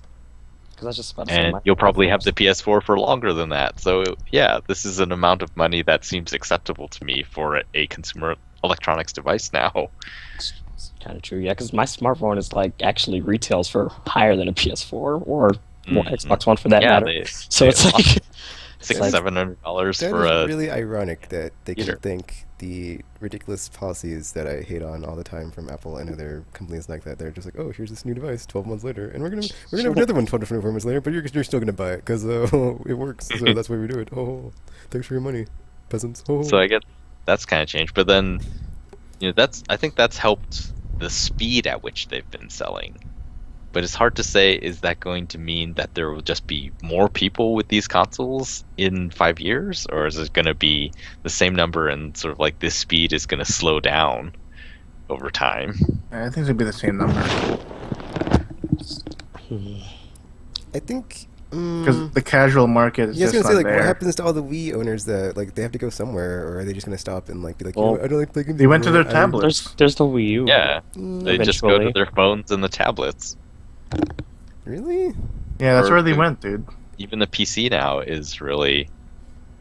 But I mean, it's a little bit harder to find, but yeah, phones. I think. so are those Oh, priced low enough to where it's lot. like, oh, it's, you know, like, I mean, back in the day, Wii was like 250. It's like, that's like an impulse buy. So it's like our tablets and whatnot. That Well, type of it depends on device what now. type of tablet you're thinking. But Yeah. Because like the newer ones are but obviously but like up there. but like the content you're consuming on those, I would say is like not as compelling as like a Wii game. To us, Well, to us, I it's was just not about to compelling. say. So a No, casual that's a good point, gamer, gamer. That's a it's good like, point because for them, yeah, Is like, it though? I mean, Wii Sports and Angry Birds. I think they're pretty comparable. I would say trying to quote that's insulting. well, he kind of has. Well, I mean, Wii They Sports are is they are more like close, the- I would say. What do you but- do in Well, Wii I- Sports? It's nothing more. Waggle, right? Dude, motion control. Okay, there's like, okay, I mean, I will argue Wii Sports on that every time, but you know, just you're doing more than just like flicking your finger and be like, oh, let me hit these birds with Are the, you for the though? pings with the birds. Are you? Well, like if you think about, you know, the way that casuals think about game time is like, oh, this is the time that I'm just like burning time here. You know, it's the time waster type things. That's how they look at games, and it's like Wii Sports. You can play that for, I don't know, an hour, 2 hours a day, maybe if you have a party around or something. If that. Angry Birds has just hundreds and hundreds of levels. Actually, I think I'm Like, gonna agree with you value-wise, because I not think only the same not to them. only are those games like super simple and terrible, but like there's so many of them, and like, you know, they're all $1, so it's like Yeah. on a price Free. value like That's kind of level. subjective, but You can get like 10 terrible games as opposed to like one $50 terrible game. So yeah, or I guess that'd be 5 to 1. I'm sorry, that'd be the 100. because I mean, even if you notice that some of these, even like some of the bigger developers are still like developing like games and stuff for iOS and Android phones and stuff because they know it's like that's where the market's at for like the casual gamer. So I it's wouldn't not say necessarily that's where the market's at. I would say they know they're leaving money on the table if they don't do that, and they don't have to like to put so many resources Nah, into those games. So it's like it's easy money for less work. they know. There They- is a market there. There's a market. It's like because for the most part, I mean, outside of UTech, For and lack most of a people better have word, smartphones, so it's not like most people have like smartphones or tablets. It's kind of like a thing that's like everywhere, even more so than like a gaming console. So it's like you have a much wider audience. And I it's don't like, think you should say wide audience RPG if they're all playing crappy games. oh my god. Well, you know, that's the other There are thing. Is very like, few good, decent experiences to be regardless had on of mobile and whether tablet. it's still an audience taken, regardless of. I'm what just the saying, dude. quality If they're all of their playing, game. if they're all playing It's still shitty games, hard. then like, what's it matter if like I'm saying like that does not, you know, bode well for the game you're playing. I mean, that's not a wide variety of games. They're all like clones of other games that were in that vein, and like someone was like, oh, let me make one like that, or let me just make, and then like once it gets popular, it's like, oh, let me clone that game, like Flappy Bird. It's like there is no originality there. Like, Okay, that's there- not true. I mean, it's not. There's like no quality originality there. there's been Dead Spaces, Final Fantasies, Resident Evils, all kinds of big name titles on these. Yeah, tablet but compared to smartphones. They're not just compared to not- like the console version, they are just jokes. that doesn't really matter for a casual gamer. I don't think you're. I'm not saying it does matter. I'm just saying. the other thing for casuals is that a tablet can give them things beyond just gaming. You know, a lot of people buy iPhones and they say, look, you know, iPhone sells way more than consoles, so consoles are dead. It's like, well, that's not the case because lots of those people buying iPhones aren't buying it for games. They're buying it for phone and, Well, I don't not know, so the much apps that but- do everything. It's like- Games are not really... Yeah, they're the most downloaded things, but I don't think most people are buying those for games. yeah. Not when your cell phone can do so many other things except make phone calls when it needs to. So, yeah. Okay, so like since the casual gamer has basically abandoned the console space, like what happens to Nintendo now? Do they just fade away, or I can mean, they come still- back from where they're at? I don't know. Rely on their handheld I just about to support. say they still have. Yeah, I mean the 3DS or DS or whatever they were. Those they're still a pretty strong following there, and it's not like gamers are completely abandoned Nintendo. They still have their Yeah. fan base. I don't know, dude. I saw this article today that was like, at its current sales number, the Wii is doing like even worse than Dreamcast was at its best or something. Let me find it.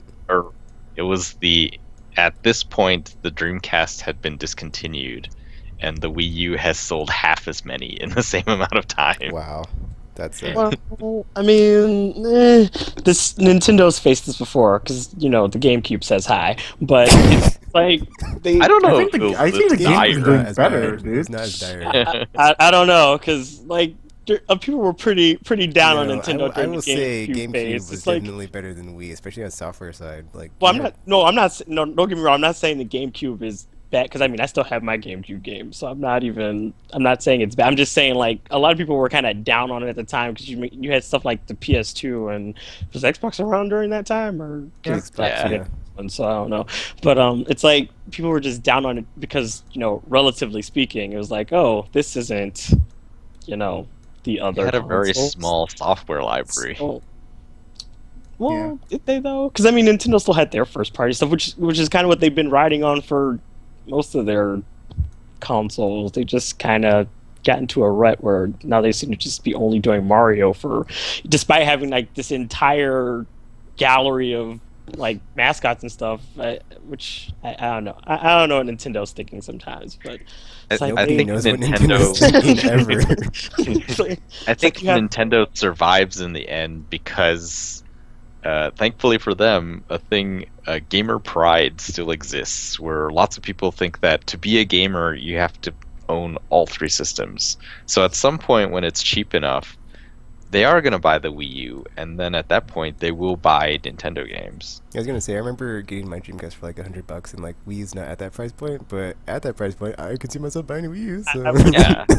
Well, that's what I said. But that's what I kind of said about the Wii U when it was like initially being launched. Anyway, that I was like, this will make a good companion console, but I'm gonna wait to see, what's gonna go the other two before I, let me jump on that Wii U because that's the same thing that happened with the GameCube. I didn't get it until it was like towards the end of its life launch, and I got it for like they were basically giving them away at that point. Yeah, so I got like the platinum one with Metroid Prime, and I was like, oh yeah. Well, I got mine with like Mario Party or something because that one had like the mic and everything. So, and I think Mario Party, guilty pleasure. When people start buying their second and their third consoles, that's when they survive. And the thing is, what was the thing that they said? It's like they could lose money for 50 some years and still be in business. Yeah, their war chest is huge, especially after the Wii success. That's a long time. It's like several console generations, actually. Yeah, it's like they're gonna drop the price of the Wii U before that, presumably, and by then they're gonna have a lot of their first party games, even if they have no other third party games. I'm pretty sure that's the route they're gonna go, Tactical, because they discontinued one of the versions of the Wii U already, didn't they? The one that's the big one, right? Because I think because then they yeah. So it's possible that they had already made that step in that direction when they realized it's like, well, we probably shouldn't even bother in the first place. So we just have our one to focus from there. But I wouldn't be surprised if there's a price drop come E3 or something. But because they may need it at this point. Cause they may need it, RPG. You don't say. I'm just saying, because it's what, like $350 for a Wii U? Is that what it is? That can't be right. I think it went down to 300. Is it? Yeah. A lot of places offer it for 300. Oh, because I was supposed to. I feel like Shopko had them for 200 a week ago. Can't give them away. It was a clearance on the original 32 gig Nintendo Land bundles. $200. They're $299 right now. The Wii U's on GameStop's website. The two bundles are the Mario and Luigi and the Zelda Wind Waker one. Because like my immediate thought would be like, well, for $50 more, I could just get a PS4. I don't want to be that guy, but at the same time.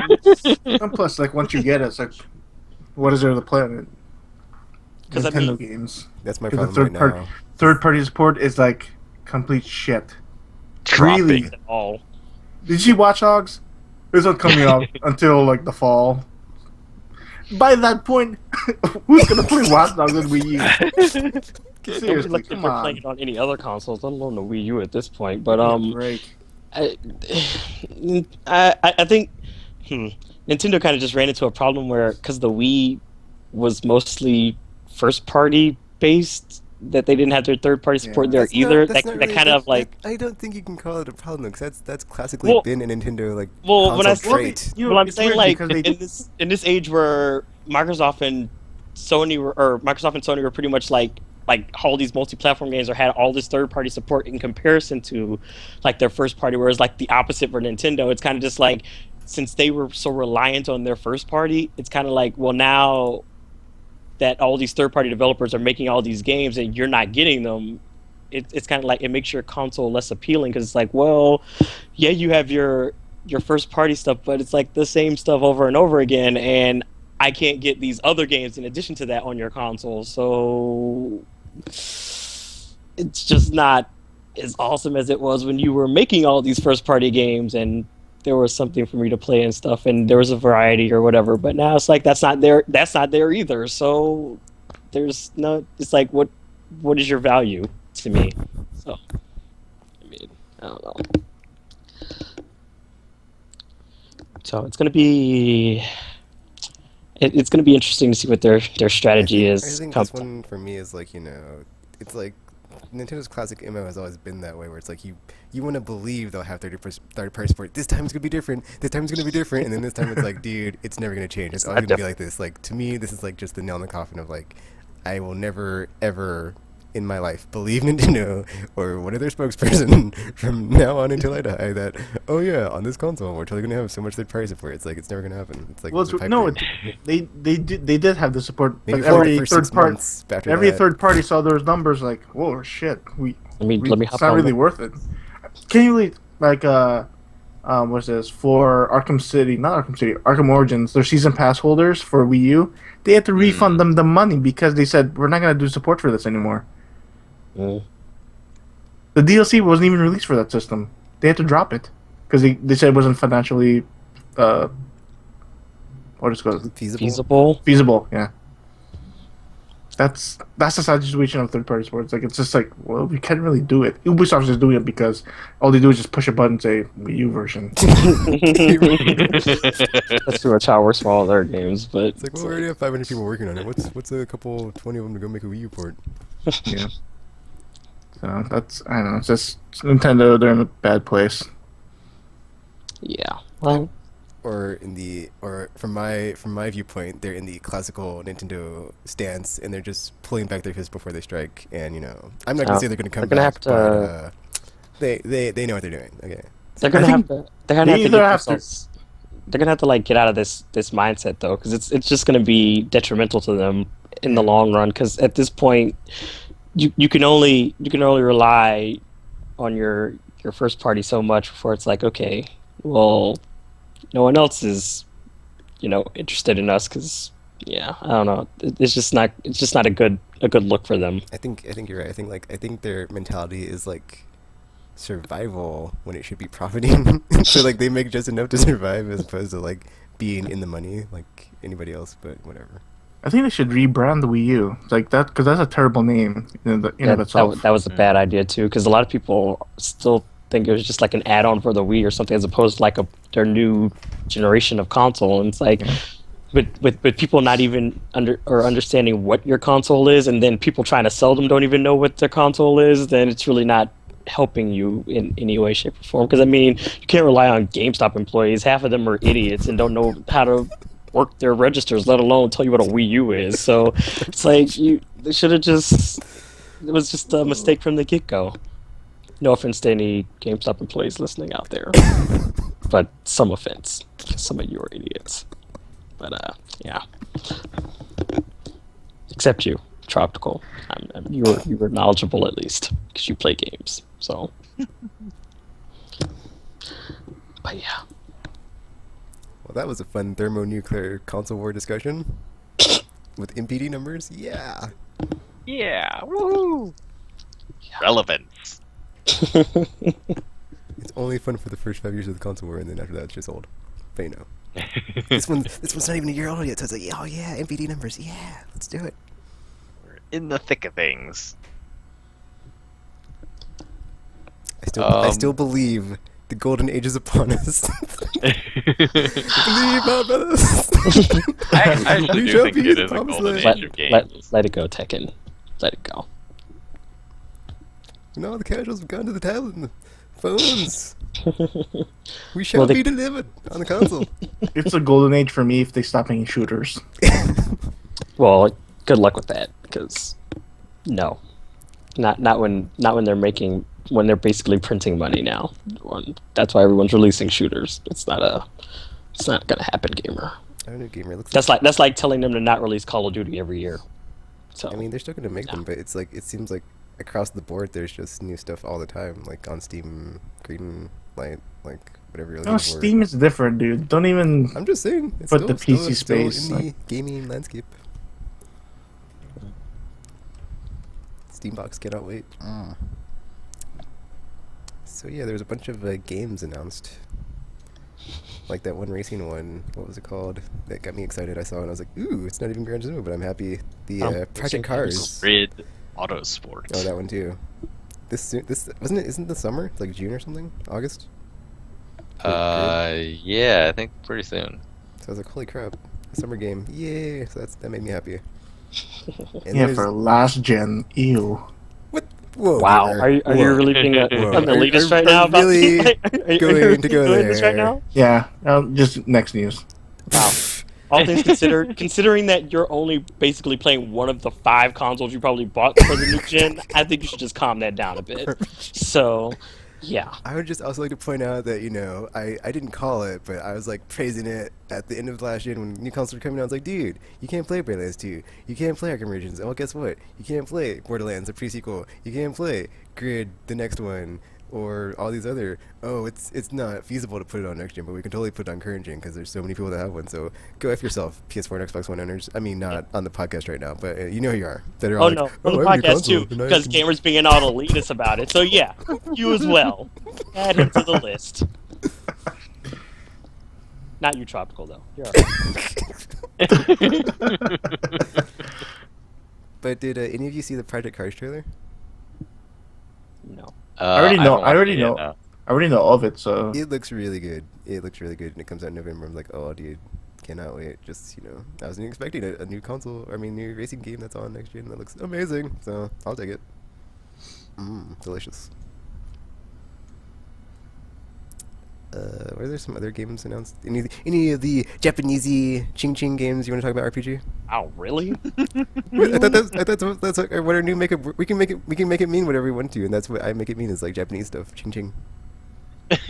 I'm almost sure that's like offensive in some way, shape, or form. Like, It's a made-up word. It means whatever you want it to mean. I don't know how I feel about that. Okay, I won't say them, unless I'm talking about something else. That's not Japanesey games. Dude on the street in LA said that to me, and I was like, what? What? Here. Welcome to LA. Was it just like a greeting? Like word, I guess. Nah. It doesn't mean anything, but I don't know. Because it works as a greeting. I'm just saying, ching RPG. You just say it back, and it's like, yeah, hey, RPG, how are you? Yeah. I'm just shaking my head so hard right now, and you just can't see it. But And I thought nobody else knew about our special word that was like a made-up word that was a mispronunciation because Tropical had something in his mouth, and I thought he said something else. uh-huh. So yeah, RPG. Did you have anything to talk about, or are we just gonna keep staring, face palming? I can only I'm just face palming like this entire time right now. But I mean, there was localization. Wow, I cannot say that word. But yeah, stuff's gonna get brought over here because stuff for the Vita was announced. There was Tales of Hearts R, which got its local. Yeah, I give up on saying that thing where it's coming over to the States thing for the winter 2014. Exilia 2 as well got a release date of August of this year.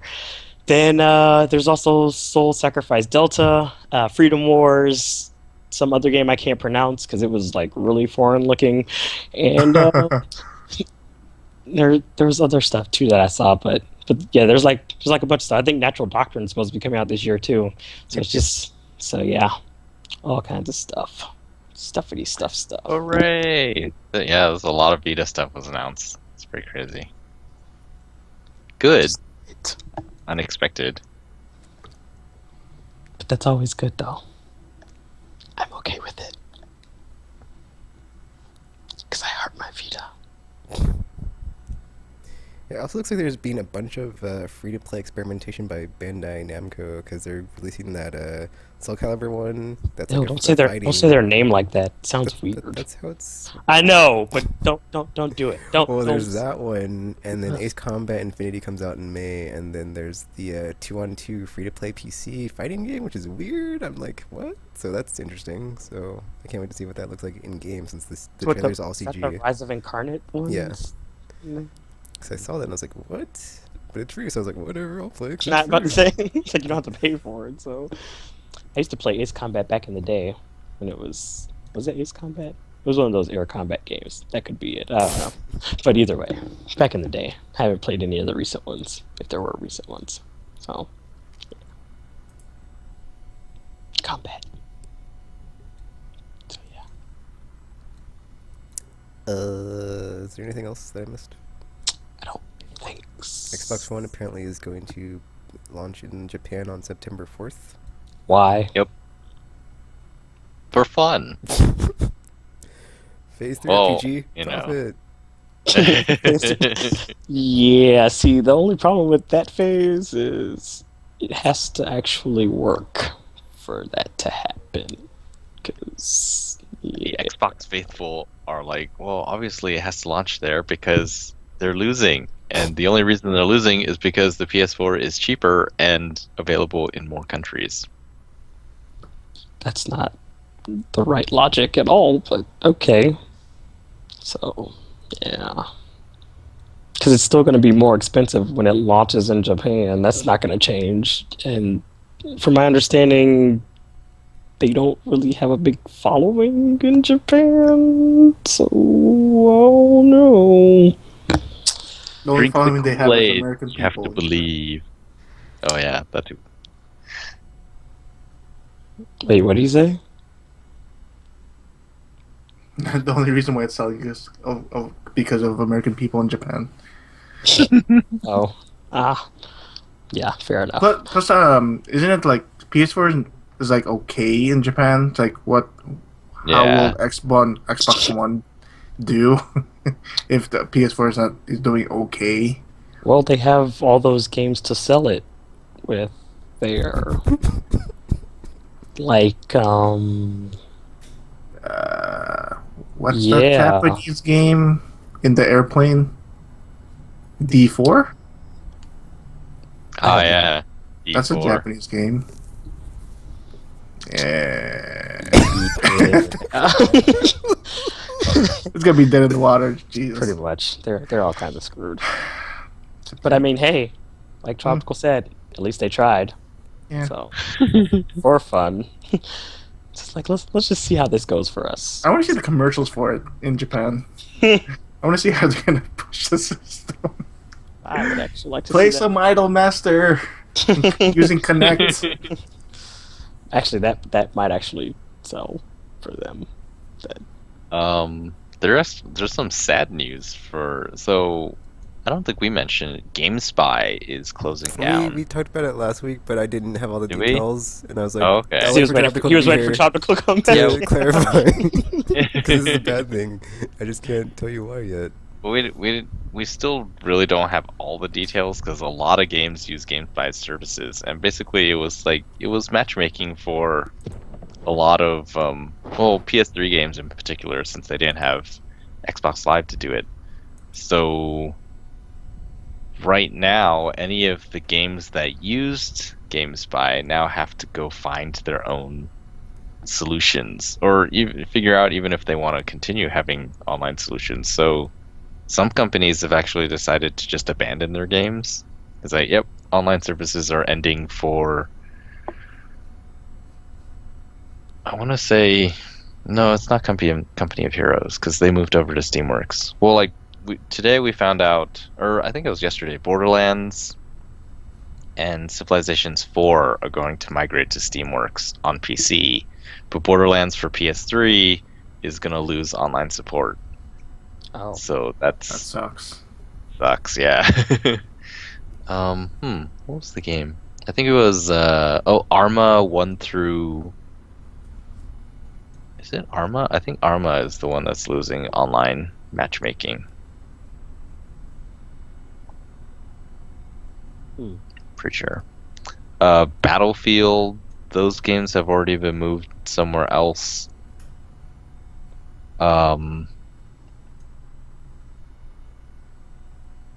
Activision says nothing is going to change on their end, so they're okay already. of course they are. They have money. They're like one of the few but- companies that don't close down their servers. I've noticed. Activision. Yeah, Why would that's they do actually that, gamer? kind of nice. Because No, because usually EA, they're like, "Oh, let's just cut these servers because we don't give a shit." Pretty that's much. because they're no longer like, making money on their stuff. But Activision's Madden always making 2001, no one is playing, so... Oh, by the way, we want you to buy Madden 2002, so buy Madden 2001. But Yeah. Activision has been like, you can still play Modern Warfare 1 online. It's still there. You're not sure why, but you know, for those 3 people who still enjoy it, go ahead. But don't forget to buy the new Call of Duty. So basically, are any of the PS3 games gonna get patched or not really? Doubtful. I think so far about Borderlands is the only one that's been said that it's not. No. That one's just going to be ending May What 31st. changed with Borderlands 2? What is it using for that one for PS3? Do you know? I don't remember. I'm trying to remember like the opening credits. I can't remember what it was. The thing is, like when Borderlands 2 was released, everyone already knew that GameSpy shutting down is not new news. They stopped offering new services about a year ago, or it was like in 2012, I think. Oh, for developers to use, you mean? Yeah. Oh, So okay. all this time, they haven't been adding new games onto there. And so we're just hearing about this now, or majorly in the news, because the shutdown is happening in, I think it's the end of May. And that's when stuff is actually going to happen. Oh no! It feels like Xbox Live for PC. It's like Yep. once it drops, that's it. Which is weird because that's not how it should work on PC, but whatever. Which is why I'm playing Resident Evil 5 on PC. So I'm gonna get those achievements. You're still playing the game? Sheesh. I just started. But you already played it on the PS3. I mean, Yeah. I played it with you on the PS3. But yeah, it It sucks. Yeah, so Borderlands, Civ 3, Civ 4 are moving to Steamworks. But PS3 versions of Borderlands and Civilizations Revolutions are... Actually, I guess they're investigating. So maybe. Then there's a whole bunch like Rune. The Stronghold games are going to be discontinued. Topspin. The Viet Cong games. This is mostly why Nintendo's Wii and DS games are going offline, because basically all of them were on GameSpy. Whoops. Goodbye, Professor Layton Puzzles. Crisis 1 and 2 are going to be shut down. Yeah, we talked about that last week. I was like, bye-bye Crisis 1 and 2 multiplayer because I never got to play you. Trust me, that's good. But Battlefield 2, Bad Company 2, Battlefield 2142. Oh shit. shit! Really? Oh my Those are- god! Those are all staying up. Okay. Oh. Jeez, tropical. Those are all staying up. Should have started with that. They just they don't know how yet, but that's what they're working on. Oh, okay.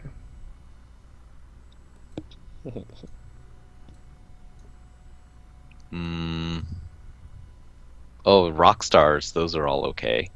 A lot of those used. Except for, I think, Chinatown Wars on PSP and DS. That one is going down.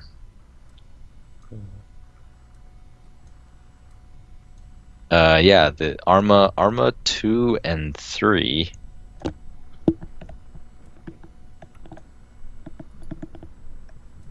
Those are, I think those are staying up, and the older ones are going down.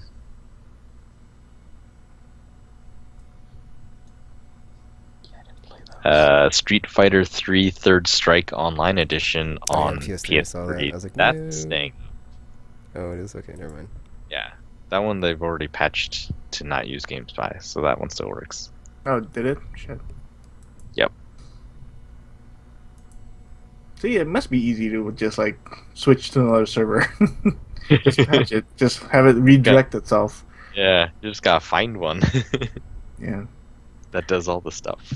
Wait, Tropical, do you know how much it costs to rent on a server? Not really. Not for that kind of traffic. I mean, I think it's dependent on how much traffic you think you're gonna get. Oh, okay. Just like everything on the internet these days. Ugh, don't get started. Was it? I think Battlefield you can rent from Dice, right? And they're $100, I think, Oh, for okay. a year or something like that. I don't know. And you know, if they're nice, things like Warhawk, every PS3 can be a server. Which is why that game is still up. Can do that shit. Yeah. Which Starhawk is going on? It where it went down, right? Starhawk? No, Starhawk is still up. Oh, it's just the other Sony games. Yeah. Resistance 1 through Resistance. 3 are gone. SOCOMs are gone. Yeah. MAG is gone. Oh. All of the Motor Storms except for Apocalypse. Tropical, you're are doing it gone. wrong. You're supposed to say dead after every game you say. That's how we announce the death of online games on this podcast. Oh. It's like Only that. MAG. Dead. That's more Only depressing, MAG though. and Nation are actually dead. The other ones all have single player. Yeah, Tropical, but still, it's still the same because like you can't play it online anymore. So it's like online multiplayer. You wanted to play before servers went down. Guess what? It's too late, and now they're dead. Well, If- you know, at least there was YouTube footage that I could look back and say, what did Mag look like? YouTube.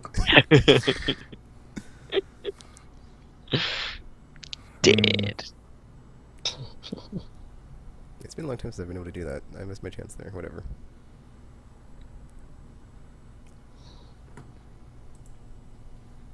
But yeah, we're talking about the Wii U, and there's a new Fatal Frame game coming to the Wii U. Didn't I tell them to do that like Yay. months ago or something? Man, they are But late to the party. man, is it only for Japan, right? At the moment? Because they never released never released it. Fatal Frame, what's that, for the Wii here. What? Yeah. They never released it. Oh, So I have high doubt it's going to come here. well, either way, at least someone took my advice and did it. Because it was like right there. on And the you know face. what? It's going to work for the Wii U, because the Wii U could be like holding up like a camera. Like, Exactly. That's what I said. It's like no one ever listens around here. oh man, it's going to be awesome. Oh, Wii U is not region free. So I can't buy it. But if you did, it would get an announcement for it like shortly after. I doubt it. Nintendo doing what I like? No. Oh, I guess, you know, other games that may not That's affect us at all that were announced. Skylanders got a new game announced for October 5th. Skylanders Okay. Trap Team. Why are they still making those? Disney Infinity exists. It's too late. Oh, there was a weird one. Dragon Age Inquisition. Their release date was announced, and it's the same day as Lord of the Rings: Shadows of Mordor, And which is weird because they're both EA games, and they're coming out on the same day. Oh, but they're different And they're types both of games, fantasy, though. actually. And yeah, That is weird. what's the other game coming out the same day? Oh, Alien Isolation. Shit. yeah. See, I think this is going to be a weird year because you have Destiny in September, but then you have all these October games. But I think And the week Disney- after and is then- Dark Knight. And oh jeez, and then the month after October is November, which No, is Call of Arkham Knight Duty. got pushed to 2015. So it's like you have all these games in October. Wasn't that a rumor? Are going to like squash each other out. No, I'm pretty sure the story said that it got delayed. I thought there was a rumor. They were like, "Oh no, it's coming out this fall." Yeah, I saw a rumor that it was delayed. Oh, Wait, what? I'll Wait, have to check what and are we see. talking about getting rumored delayed? Oh, Arkham It Knight. better not be delayed, or I'm gonna go to Rock City. I will go to wherever they're located, and I will go to their But offices. Tekken, you'll be playing Destiny, so don't I was just worry. about to say, Good you'll be never fine. mind. Oh yeah, my plan. I can finally have all the wheels come off the bus, and I'll be happy again. I mean, other than I'm not happy now, I'm just, It's too when you late. just throw money into the wind, it's like way happy life you're living. 'Cause you're like, woo, I don't care anymore. Yeah, Hypothetical knows. He does it all the time. Woo! PS2 is all over the place. Just like that. A mountain of PS2 games and PS2 systems.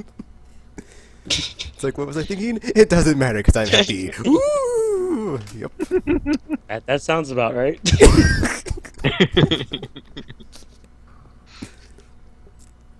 Is that, I'm smoothing out my lifetime expenditures. Basically means that when I'm old, I will buy nothing. Is there any more Time news? to finish my backlog. Is there any more news? Can we wrap it up? Games. They're happening.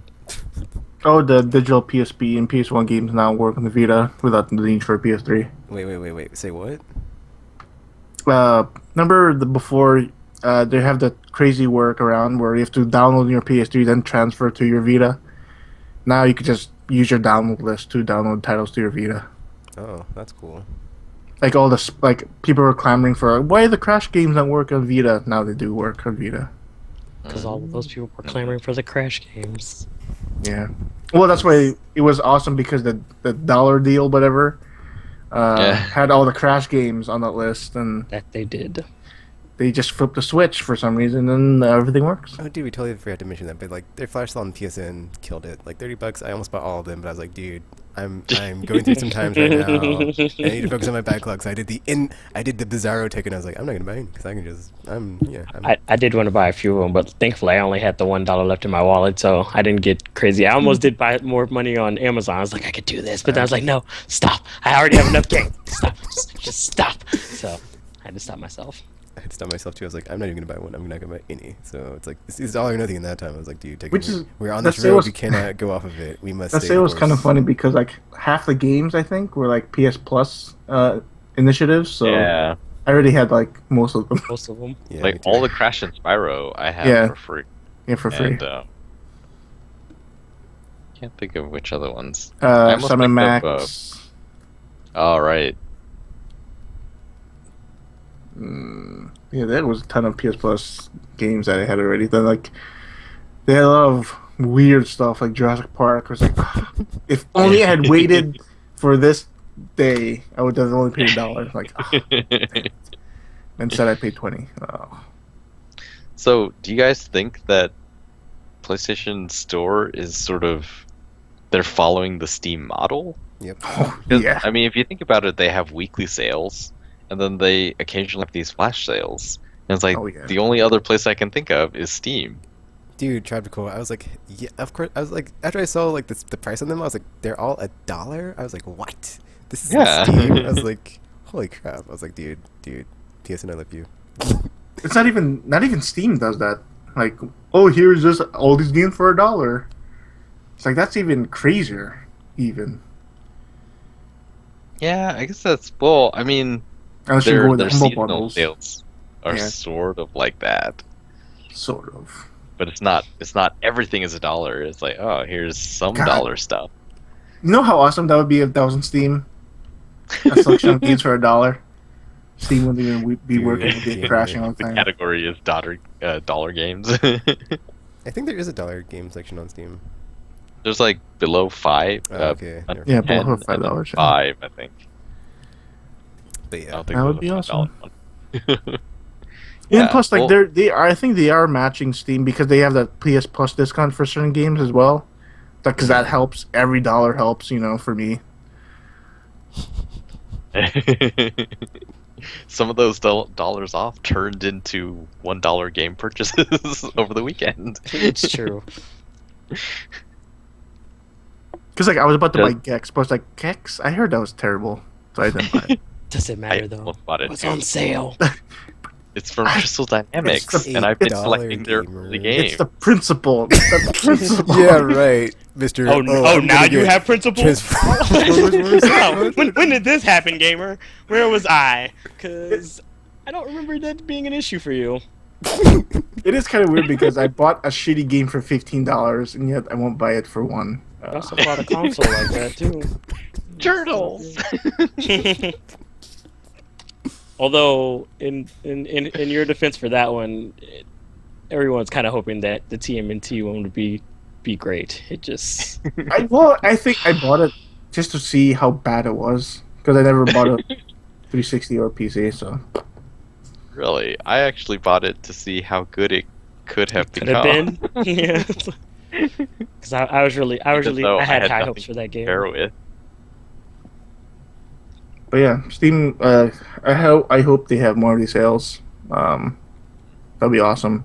Like I wish they had like, because they had the Arkham Origins for $25. That's still pretty pricey, especially compared to the Steam sale. It was like $10. Yep. I was like, gamer If dude. Arkham Origins Be was my $10, enabler, and he was. it was like he was like a crackhead. It's like, gamer, give me this game. I'll give you something down later. Gamer man, I need a big man, gamer. Oh, But it's funny because I bought him the game. good and, for like, it.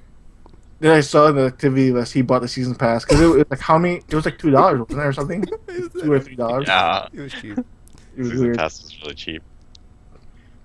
If they match those type of sales like for Arkham Origins, because like the Arkham Origins was day and date PC and 360 and PS3. So if it matched $10, I would have bought it $10 I would have taken even already. and then sold my physical copies. Like no problem, but it's still kind of pricey in the retail side, like the retail games. Hmm. So for comparison's sake, is there anything like that on the Xbox One or even the 360? I think they did have a big sale.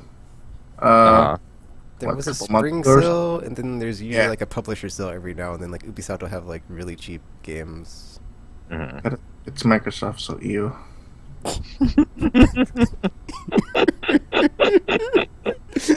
Said everybody on the phone. Well, to be honest, I don't even have my 360 hooked up, so I can't really enjoy those deals anyway. So That's sort of true. I haven't plugged mine in since I moved here. I don't even have mine anymore. So yeah.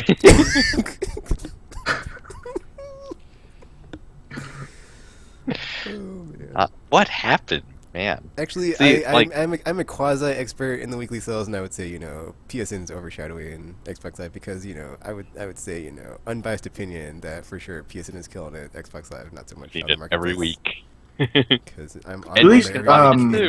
they have deals, and it's like this game is $30 or this game is full price. I'm like, that's not a deal. oh wait, so- Tekken, you're still on the 360 source. So do they release games day and date with the retail release date? the digital games? Yeah. I don't believe so. I think it's see, a that's while what's- before it comes to the games on demand. For me, that hurts them for me, because like PSN, it's like day one digital. It's like, oh shit, I'll just buy it digital. Well, is everything available digitally on Xbox One though? Yeah. Okay. Yep. It's weird that they couldn't work a deal out for Xbox Live unless they don't Yeah. care. I don't get it. I really don't. And now it's like now you could preload after the firmware update. It's like you could preload finally PS4 games. Yeah. It's like wow, that's awesome. Which they could at least put it on PS3, but I doubt they will, which is hilarious. But whatever, man. I don't know. Xbox Live just crumbling beneath my fingers. Like, I think at E3 they should just say, because since they're doing all these 180s, right? They should just say, oh, pay paywall for Netflix or Amazon and all that, all those services. They just drop it. So Yeah. what's the point? At this moment, it's like nothing. Because gamer, maybe that's how they get the uninformed gamers to get their live subscription and be like, we got them, we're in. Well, then the thing with that though is that suddenly Xbox Live, the value of Xbox Live goes down Yeah. considerably. So it's like, what does it have? Like PlayStation Plus, the instant game collection alone, I think, is worth the subscription price. Yep. So Xbox Live is like, oh, we got games for gold. Here's these 2-year-old games, but they're free forever. I don't like that part. Doesn't even appeal to me.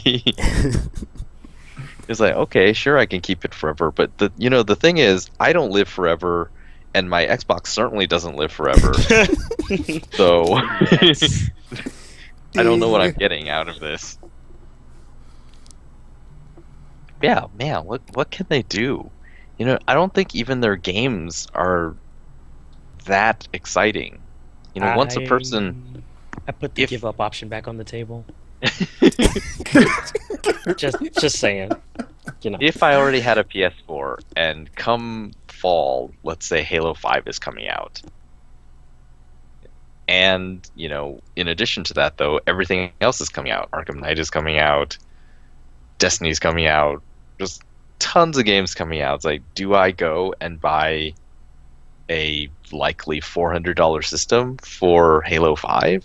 No. I don't know if anyone makes that decision. Is Bungie developing? No, it's Microsoft now. They bought the. Destiny. Oh, what do they call it, then no, it's not. It's like, even if Gears of War was still on a high point, like, are any of those games, even combined, Gears of War and Halo 5, if both of them came out in the fall, even if Gears they of War bundled it Microsoft now with too, the though? Xbox One and it was $400, like, it doesn't seem like a deal that I would take. Mm. I don't think so either. I mean, I've even seen like some Gears of War fans not even pleased with them still making Gears of War games, Well, I mean, let alone. Gears is past It's its prime, but if it was still the game, Hmm. I Wait, think they're the just studio that did them isn't developing for them anymore, too, right? Or Yeah. is that they transferred it to Yep. Black Tusk Studios, so? Then, which is hilarious because they showed off that really nice teaser of something different. Finally, it's like, oh my god, Microsoft doing something different. Oh, there's like a spy and he's climbing on the glass walls and shit. Oh, that's just a tech demo. we're actually making- making. We're making Gears of War. Like, really? Rolled my eyes so far back into my head. And like Rare, they finally released Connect Sports, and are they gonna make a Viva Pinata or something similar? We don't know. Like, that's why you're losing. Yeah. Oh, we're making Halo again. well, technically, this would be the first time doing it, wouldn't it be? Or No, they made Halo 4. Yeah, they made Halo 4. is that one good? Yeah. I Huh. think the magic is kind of gone. Well then, They should just make a new character for Halo. Yeah, I think I liked Halo. Because But Master, Halo 4 was like, it's okay. Master Chief is like, yeah, he has no emotion because he's just a mask. Yeah. Yeah. Microsoft, oh my god, they're digging a hole. A game hole. Or should I say a black hole? Mass Effect 3. Good times. Traffic will see that, he's gonna be laughing. Can't wait. But yeah, I don't know. Wait, what were we talking about? Fuck.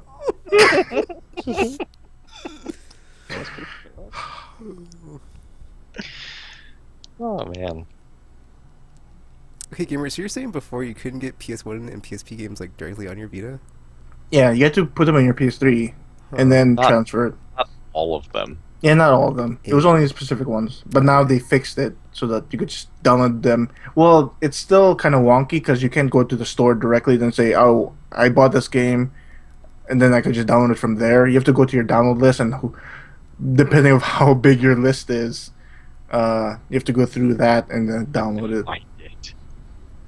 So... Yeah, I'm trying to navigate this right now. Yeah, it's still kind of weird in a weird spot, but it's at least you could download directly rather than going to your PS3 and downloading from there. Still great though because like, I think what was it? Peace Walker, I think. Yeah, Peace Walker, Oh. like the city out, they wouldn't download it directly. You have to do that weird workaround, but now they fixed it, so it's all good.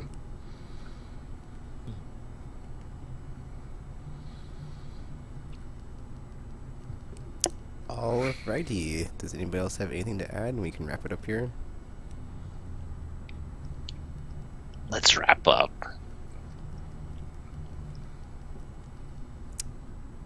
So yeah.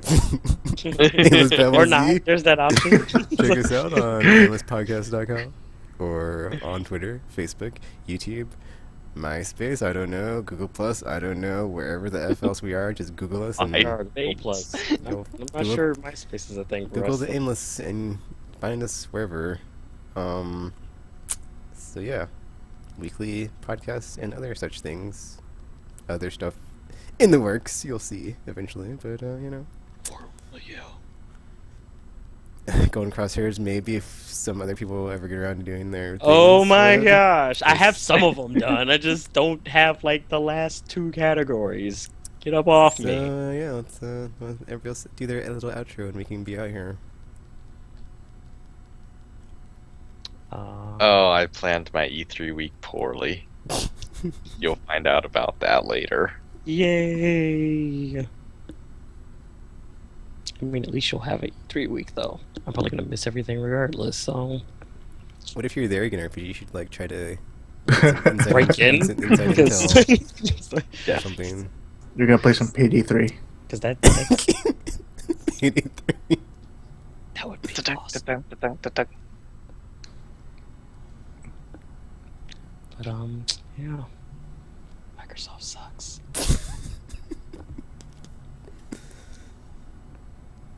That's my outro. I'm just gonna put that in as like my tagline under my name now.